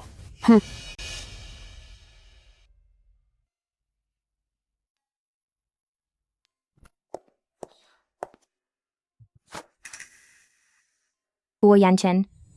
Ikaw. Diyos ko, si Huo Yanchen ay lumuhod para mag-propose sa harap ng lahat. Napaka-sweet naman ito.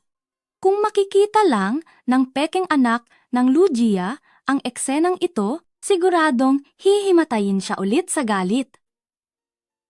Noong una tayong nagpakasal ng madalian, hindi man lang kita na tanong, handa ka bang bigyan ako ng formal na katayuan? Huo Yanchen. Hindi ako kasing perpekto ng iniisip mo. Sigurado ka bang ako ang pipiliin mo? Siyempre. Ikaw ang kaisa-isa kong kayamanan. Kung ganoon, Mr. Huo, isuot mo na sa akin ang singsing. Aking karangalan, Mrs. Huo. Halik! Halik! Halik na! Shuyi. Congratulations, na-promote ka na.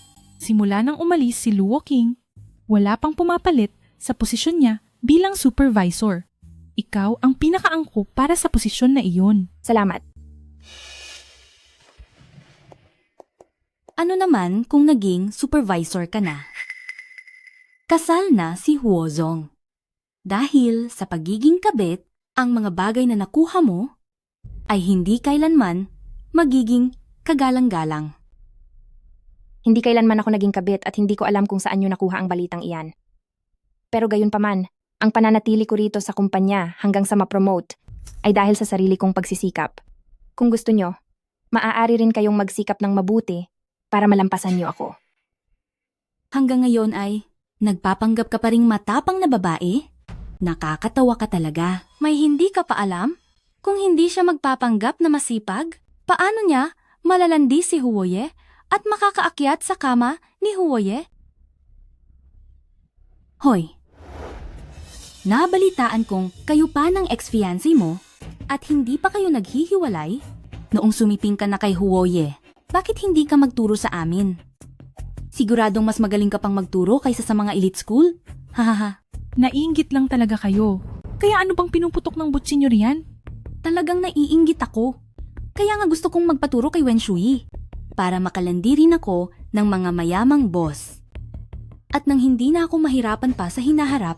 Alam nyo ba na si Shuyi ay ang... Dahil gustong-gusto nyo naman palang makialam sa buhay ng ibang tao, bakit naging mga kawani pa kayo rito? Sayang naman. Baka dapat ko na kayong sisantihin nang sa gayon ay makahanap na kayo ng ibang mapagtatrabahuhan. Ikaw? Tara na. Shuyi, bakit ayaw mong hayaan ako magsalita? Ikaw kaya ang asawa ni Huoye. Kahit sabihin mo pa, makakahanap pa rin sila ng ibang paraan para atakihin tayo. Sige na, may pipirmahan pa tayong kontrata mamaya. Ihanda na natin ang mga kailangang dokumento. Mr. Kian, pag-isipan niyo po ito. Maaari ba nating mapirmahan ang kontrata ngayong araw? Huwag kang magmadali. Marami pa tayong oras. Manager Wen, libre ka ba mamaya? Sabay tayong kumain sa labas. Pag-usapan natin ito habang kumakain. Pasensya na po, Boss Kian. May asawa na po ako. Hinihintay na po ako ng pamilya ko sa bahay mamayang gabi. Bakit mo pa kailangang magsinungaling kay Kuya Kian? Ang mga batang babae ngayon ay wala namang nag-aasawa ng maaga. Shuyi, huwag ka munang tumanggi kay Kuya Kian. Oh, Mr. Kian, ipapaliwanag ko po sa inyo ang bagong proyekto ng kumpanya namin. Baka sakaling magustuhan niyo ito. Manager Wen, huwag kang tumakas. Bitawan mo ako. Lumayo ka sa akin. Ang tapang mo, gusto ko iyan. Tuturuan talaga kita ng leksyon ngayong araw. Bitawan mo ako. Huli ka? Wen Shuyi?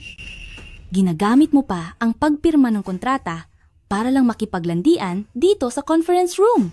Tingnan nyo ito. Bilis. Hindi lang nakikipagtalik si Wen Shuyi kay Huozong para maging kabit, kundi pati na rin sa gitna ng tirik na araw. Ay nakikipaglandian pa siya sa iba. Huwag kang gumawa ng kung ano-anong chismis tungkol sa akin. Ang bastos na lalaking ito ang ayaw akong tantanan. Wen Shuyi, wala ka na ba talagang hiya? Talaga bang iniisip mo na lahat ng lalaki ay magkakagusto sa iyo? Ano ang ginagawa ninyo rito? Huozong. Sa unang araw pa lang ni Manager Wen sa trabaho, ay nakikipaglandian na agad siya rito sa conference room. Napakagulo talaga ng kanyang personal na buhay. Hindi ba ito si Huozong? Tamang-tama. Ang supervisor Wen rito, gustong-gusto ko siya. Wala akong pakialam kung may asawa na siya o wala. Basta't ibigay mo siya sa akin. Ang kontratang ito, pipirmahan ko agad. Diyos ko! Wen Shuyi, may asawa ka na, pero lumalandi ka pa rin sa labas? Wen Shuyi, ang dumi naman ng personal na buhay mo. Kahit sinong lalaki na lang ay kakapitan mo. Bukod sa may asawa na siya, buntis pa siya. Bukod sa buntis na siya, gusto pa niyang maging kabit ni Huozong. At ang masaklap pa, lumalandi pa siya sa lalaking 50 taong gulang sa labas. Pakiramdam ko pati mata at tenga ko na dumihan. Ang ganitong klase ng tao, paano pa nakakapagtrabaho sa kumpanyang ito? Tama? Kung mananatili pa si Wen Shuyi sa kumpanya, baka kung ano pang kalandian ang gawin niya sa susunod. Huwag kayong mamparatang ng basta-basta. Maliwanag na siya ang unang nambastos kay Shuyi. Bakit niyo sinisisi ang lahat ng ito sa babae? Hoy, ang dumi rin ng bunganga mo. Bata ka. Kung hindi lang siya nagsuot ng ganyang kahalay, hindi ko naman gagawin iyon, di ba? Kasalanan niya ang lahat. 2025 na ngayon, hindi ko akalain na may mga tao pa rin ginagamit ang hitsura at pananamit ng babae bilang dahilan para siya ibastusin at atakihin. Huozong, may mga CCTV sa loob ng conference room kung sino ang tama at sino ang mali. Malalaman natin kapag tiningnan ng record. Tingnan ang CCTV? Akala mo ba ang CCTV ng kumpanya ay pwedeng tingnan ng basta-basta lang? Huozong, anong ginagawa niyo? Hindi ba dapat ang babaeng ito ang may problema? Si Wen Shuyi ay ang aking asawa. Kailangan ko pa bang tignan ang surveillance para malaman kung sino ang tama o mali? Pero hahayaan ko kayong mamatay nang malinaw ang lahat. Halika, ipakita sa kanila. Li Yuan, pumunta ka na ngayon sa internet at ilabas ang pagkakakilanlan ni Wen Shuyi. Gusto kong malaman ng buong Jiangling na siya ang asawa ko, ni Huo Yanchen. Opo. Kung may magtatangka pang lumaban sa asawa ko sa susunod, ay kinakalaban na rin nila ang Huo Jia. Huozong? Huozong, patawad po. Huozong. Huozong, patawad po. Patawarin niyo po ako sa pagkakataong ito. Ilabas sila. Ang yabang mo ha? Siyempre naman, hindi ko hahayaang makaranas ang asawa ko ng ganitong pang-aapi.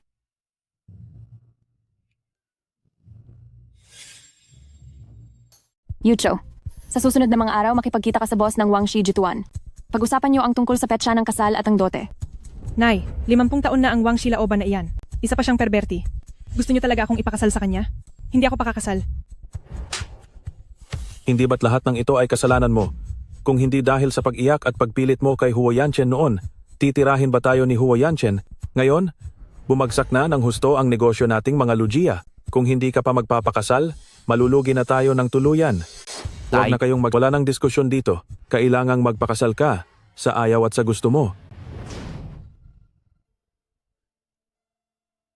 Kuya, anong gagawin ko? Ayaw kong magpakasal sa perverting Wang Laoban na iyan. Alam ko na. Yuchu, hindi ba't kaya lang naman nakadikit ang Wen Shui na iyon kay Huo Yanchen ay dahil nagkaanak sila? Kaya kung magkakaroon ka rin ng anak kay Huo Yanchen, hindi ba? Siguradong sisipain ni Huo Yanchen ang babaeng iyon na si Wen Shuyi.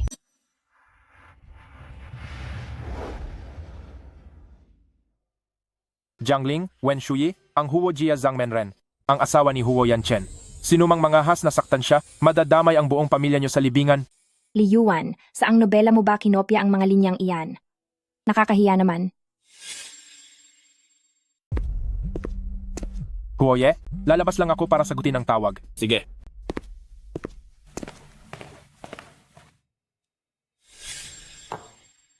Sir, kung may kailangan po kayo, maari niyo po akong tawagin kahit kailan. Sige.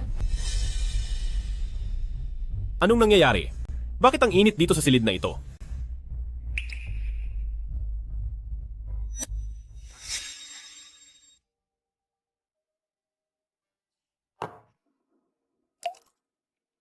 Dobleng kasiguraduhan. Hindi ako naniniwalang hindi kakagat si Huo Yanchen. Kuya Yanchen, pagod ka na. Kailangan mo nang magpahinga. Layas! Alam kong pinakasalan mo si Wen Shuyi dahil lang buntis siya sa anak mo. Pero ako ang mahal mo, hindi ba? Kaya ko ring magkaanak para sa iyo.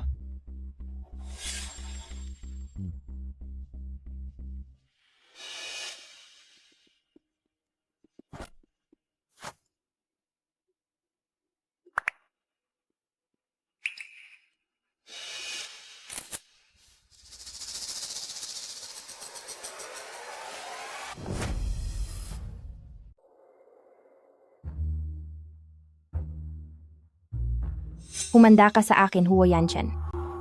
Ang lakas ng loob mong magloko habang buntis ako. Hindi maaari. Kailangan ko itong malinawan. Huo Yanchen. Magpaliwanag ka sa akin ngayon din. Ano ba? Bitawan mo ako. Nasasaktan ako. Huo Yanchen. Masakit ang tiyan ko. Shuyi, anong nangyayari sa'yo? Dadalhin kita sa ospital ngayon din. Halika na.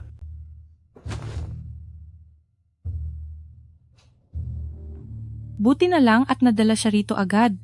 Nagkaroon ng banta sa pagbubuntis ang misis kaya siya dinugo. Mabuti na lang at maayos na ang kalagayan niya ngayon. At saka, ang epekto ng gamot sa katawan ni Huye ay wala na rin. Sige. Salamat po, Doktor. Ano bang nangyari sa'yo ngayong gabi? Bakit mo pinilit si Shuyi? Kahit na nalason ka pa ng gamot, dapat ay pinairal mo pa rin ang iyong isip.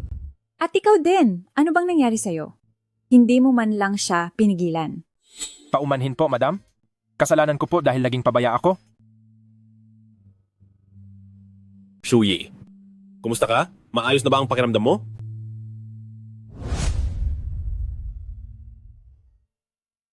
Buti na lang talaga. Mabuti at gising ka na. Sobra talaga akong nag-alala sa'yo. Ma, ayos lang ako. Huwag na po kayong mag-alala. Sige. Babalik muna si Mama para igawa ka ng sabaw. Opo. Alagaan mong mabuti si Shuyi. Kapag may mangyari pa sa kaniyang masama, humanda ka sa parusa ng pamilya. Shuyi. Huo Yanchen. Mas mabuting magpaliwanag ka sa akin. Ano ba talaga ang nangyari? Patawad. Hindi ko dapat ipinilit ang sarili ko sa'yo. Espesyal ang sitwasyon noon. Nilagyan ng gamot ang pagkain ko? At wala ka na bang ibang aaminin sa akin? Ano? Anong iba pa? Napakahusay mo talaga. Magpahinga ka muna ng mabuti. Magbabantay lang ako rito sa labas. Tawagin mo lang ako kapag may kailangan ka.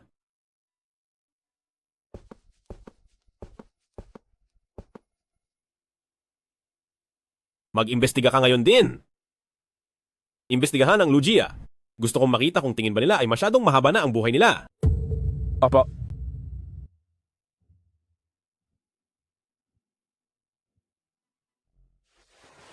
Shuyi, hindi ba nag-leave ka? Bakit ka pumasok sa trabaho? Ang mga babae ay hindi dapat kailanman sumusuko sa kanilang karera. Kapag sumuko ka, iisipin ng mga lalaki na wala kang silbi. May tampuhan ba sina Shuyi at Huoye? Huoye, tapos na po ang investigasyon. Sina Lu Yuchu at Lu Xingqi ang may gawa nito. Sinuhulan nila ang waiter sa restaurant para maglagay ng gamot. Bakit parang malungkot pa rin po kayo, Huoye? Hindi pa rin po ba kayo pinapatawad ni Madam? Maghintay ka lang muna rito. Lalabas lang ako saglit. Huoye, iba talaga ang tapang ni Madam? Nagagawa niyang pahiyain si Huoye. Shuyi, alam kong masama ang loob mo nitong mga nakaraang araw, kaya naman sinadya kitang dalhin dito para mag-relax.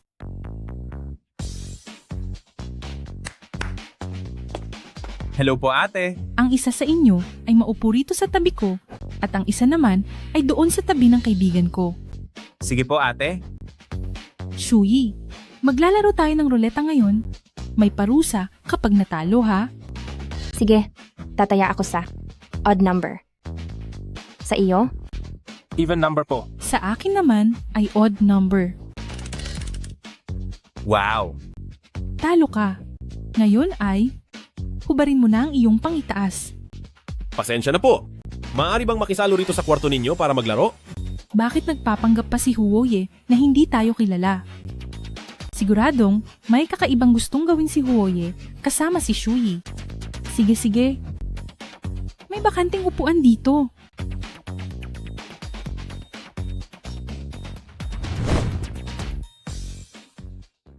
Bilisan nyo!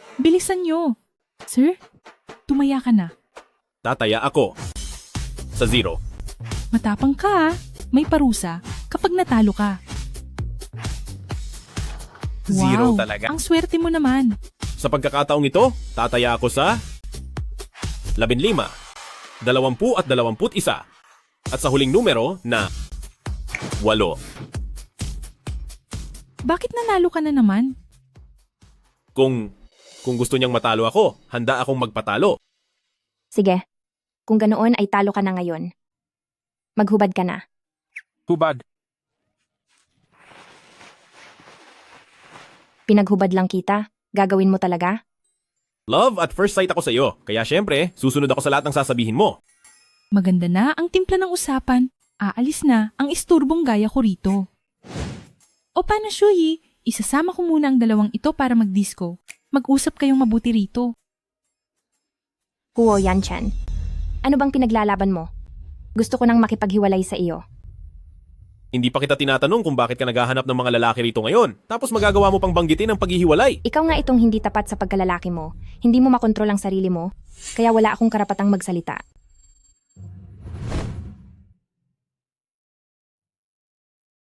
Huwag kang mag-alala. Wala kaming anumang ugnayan ni Lu Yuchu. Nahawakan lang niya ang kamay ko, pero hinugasan ko na ng maigi. Lu Yuchu, anong balak mong gawin? Paulit-ulit na kitang binalaan. Hindi ko akalain na hindi ka pa rin nagsisisi hanggang ngayon. Saan ba mas nakakahigit sa akin si Wen Shuyi? Maraming taon na kitang mahal. Paano mo nagagawang itrato ako ng ganito? Lu Yuchu, humanda na kayo ni Lugia sa inyong katapusan. Anong oras na? Hindi ba dapat na tayong umuwi? Papasanin kita. Hindi, halata na ang tiyan mo ngayon, hindi na kita pwedeng pasanin. Buhatin mo ako. Uuwi na tayo?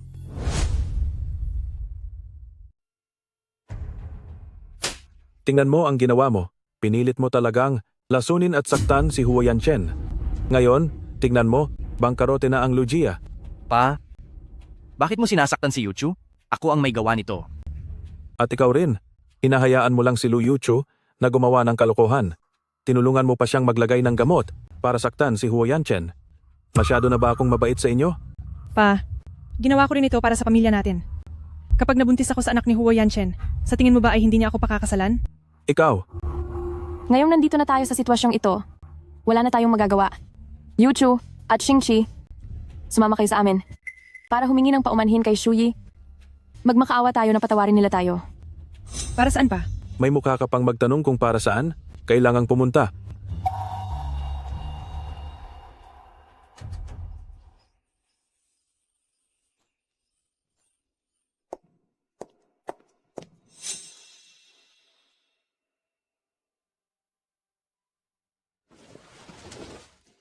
Shuyi, nandito kami para humingi ng tawad sa inyo ni Huoye. Noong nakaraan ay si Yuchu at si Xingqi lang ang nagpabaya. Pinagalitan na namin sila ng husto. Tignan mo, may dala rin kaming mga regalo para sa inyo. Gusto talaga naming bumawi sa'yo.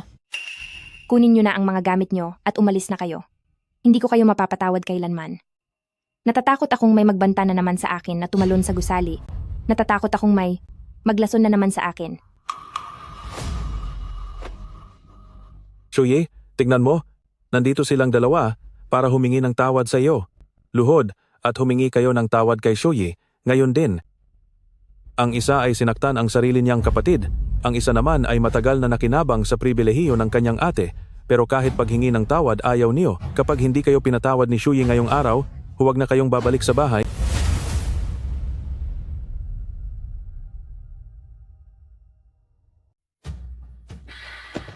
Yuchu, anong nangyayari sa iyo? Kuya, talagang kasalanan naman natin ito kay ate. Nararapat lang na lumuhod tayo. Patawad. Hindi ko dapat inutusan ng taong iyon para lagyan ng gamot si Huo Yanchen. Hindi rin ako dapat nagbantang magpakamatay para takutin ka. Hindi ko dapat idinaan sa pagpapanggap na nakidnap ako. Nagkamali ako. Aking kapatid. Nagkamali ako. Shuyi, tingnan mo sila. Talagang alam na nila ang kanilang pagkakamali.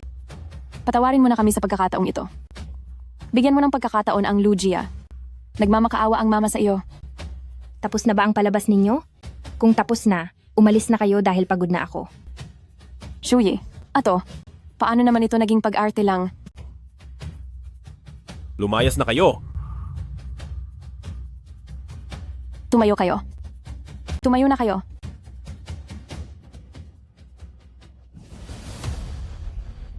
Kayo, humanap kayo ng sarili ninyong paraan. Kung hindi nyo makukuha ang tawad ni Huo Yanchen at ni Wen Shuyi, mananatili kayo sa labas at bahala na kayo sa sarili nyo. Ipasa Diyos nyo na lang ang lahat. Ituturing ko na wala na akong mga anak na katulad ninyo.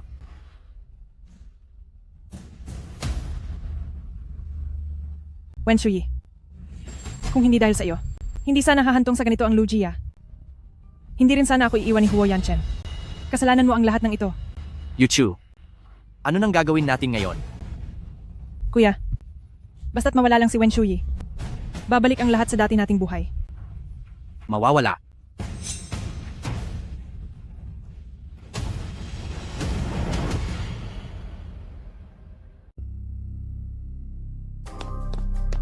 Jeng Wen, may isa pang bagay na kailangan mong ayusin ngayon. Maaari ka bang bumalik sa opisina? Shuyi. Sige, pumunta ka na. Darating na si Huo Yanchen mamaya. Dito ko na lang siya hihintayin. Sige, mag-ingat ka riyan.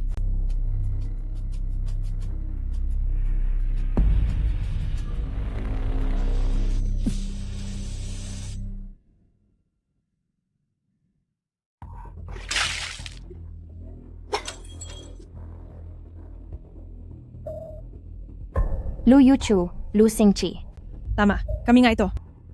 Hindi ko akalain kahit nakidnap ka na, ang himbing pa rin ang tulog mo. Ano ba ang balak ninyong gawin? Ang patawarin ko ba kayo sa lahat ng ginawa nyo? At pagkatapos ay hayaan si Huo Yanchen na huwag nang usigin ang Lugia. Wen Shuyi, alam mo bang ikaw ang pinakakinamumuhian ko? Ang hitsura mong iyan, na akala mo ay alam ang lahat. Ano ba ang ipinagmamalaki mo? Kinamumuhian mo ako. Ano naman ang paki ko? Saka isa pa, ano ba ang meron sa'yo para kailangan pa kitang amuhin?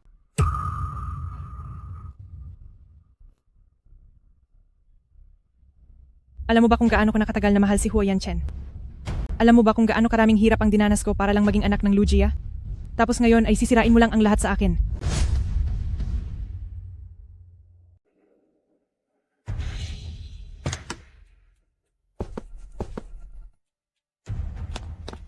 Parang wala po rito ang misis. Ang numerong inyong tinatawagan ay hindi maabot. Huwoye, bakit po kayo nandito? Nakita mo ba si Shuyi? Si Shuyi?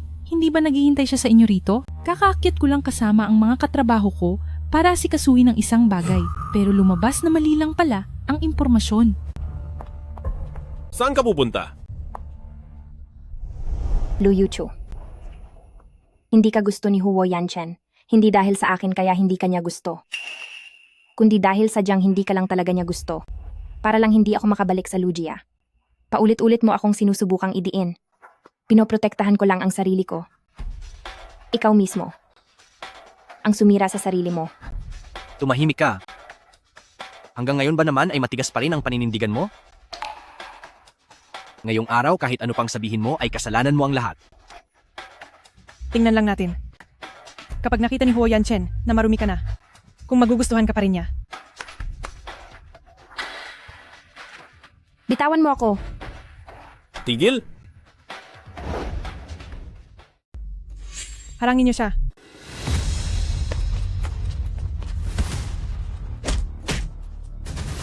Huo Yanchen, subukan mong humakbang ng pasulong. Papatayin ko si Wen Shuyi sa harap niyo. Mundur.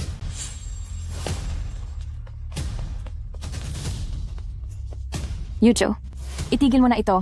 Huwag mo nang dagdagan pa ang mga pagkakamali mo. Ginawa ko ang lahat para sa Lu Jia. Para kay Huo Yanchen. Hindi ko ito matatanggap. Huwag mo akong gawing dahilan para sa mga marumi mong paraan. Hindi ko hahayaang maging masaya kayo.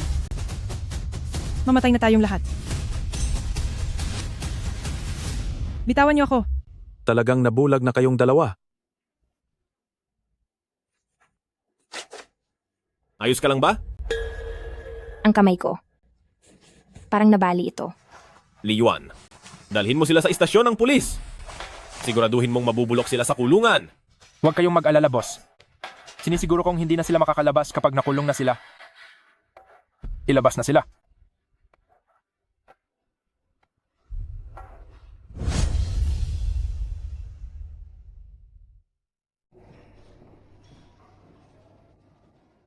Buti na lang at walang malalang pinsala sa kamay mo. Maraming araw na ring nagpapagaling. Kapag lumabas na ang resulta ng check-up ngayong araw, pwede na tayong lumabas ng ospital. Sige. Shuyi, kumusta ka na? Narito si Mama para makita ka. Lu Furen, nandito ka ba para tingnan kung napatay na ako ng paborito mong ampon? Shuyi, paano mo nasabi iyon? Ikaw ang tunay na anak ni Mama. Siyempre gusto ni Mama na maging maayos ka. Talaga ba? Hinayaan mo sina Lu Yuchu at Lu Xingqi. Napilitin akong painumin ng pampalaglag, muntik na nilang mabali ang mga binti ko. Hinayaan mo silang sirain ang kwarto ko. At dahil pa kay Lu Yuchu, ay muntik mo na akong masampal. Lu Furen, itinuturing mo ba talaga akong sarili mong anak? Shuyi, patawad. Ang isang salitang patawad ay sapat na ba para mabura ang lahat? Umalis ka na. Hindi ko kayo mapapatawad. Shuyi, ano ba ang kailangan kong gawin? Para mapatawad mo ako? Hihingi ng tawad si Mama sa iyo. Lu Furen, lumabas na po kayo? Huwag nyo nang gagambalain si Shuyi sa susunod. Shuyi, patawarin mo si Mama. Nagkamali ako sa iyo.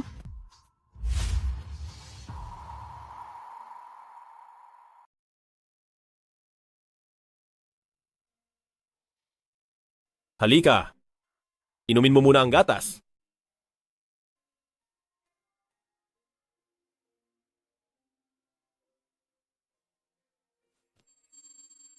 Anong nangyari? Hindi ba masarap? Hindi naman. Yan, Chen. Sa buhay na ito, ikaw lang at si Mama ang pamilya ko. At ang anak natin. Huwag kang mag-alala. Tayo ang pinakamasayang pamilya. Gabi na. Magpahinga na tayo.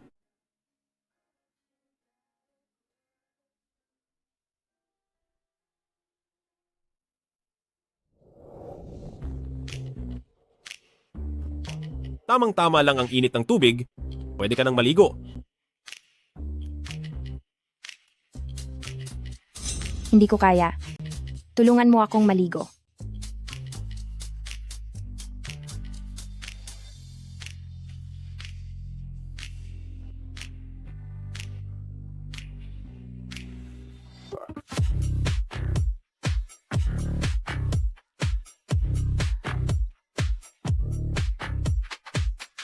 Huwoye, parang excited ka yata. Pero madaling antukin ang buntis, kaya matutulog na ako.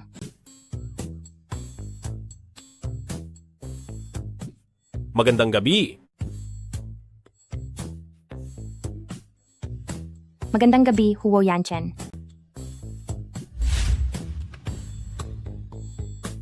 Isang trahedya ang naganap sa Dongtai kahapon. Dahil sa pagtatalo ng mag-asawa, ay nagpatayan sila gamit ang kutsilyo. Pagkatapos nilang umalis sa Jiangling, narinig ko na nanirahan sila sa Dongtai. Ang ganitong uri ng pangyayari ay walang sinumang nagnanais na maganap. Paano nangyari ang ganoong bagay? Ginusto nila ang nangyari sa kanila.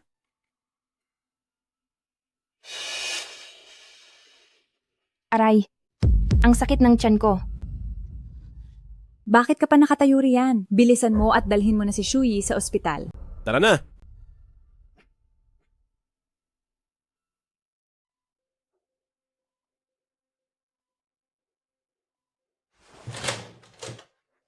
Doktor, ano na ang lagay niya? Huwag po kayong mag-alala, ligtas ang ina at ang sanggol. Mabuti naman. Salamat sa Diyos. Salamat sa Diyos.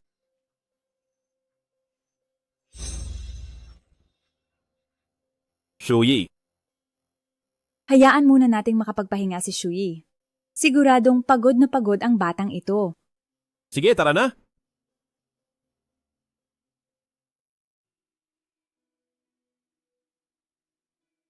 Shuyi, gising ka na pala? Kumusta ang anak ko? Ang bata? Ligtas ang bata, huwag kang mag-alala. Isang buong araw ka nang natutulog. Tingnan mo, ang baby. Ang aking mapagmataas na kalooban ay sa wakas ay nakatagpo na ng taong handang magpasailalim sa akin. At sa sandaling ito, Huo Yanchen, napakasaya ko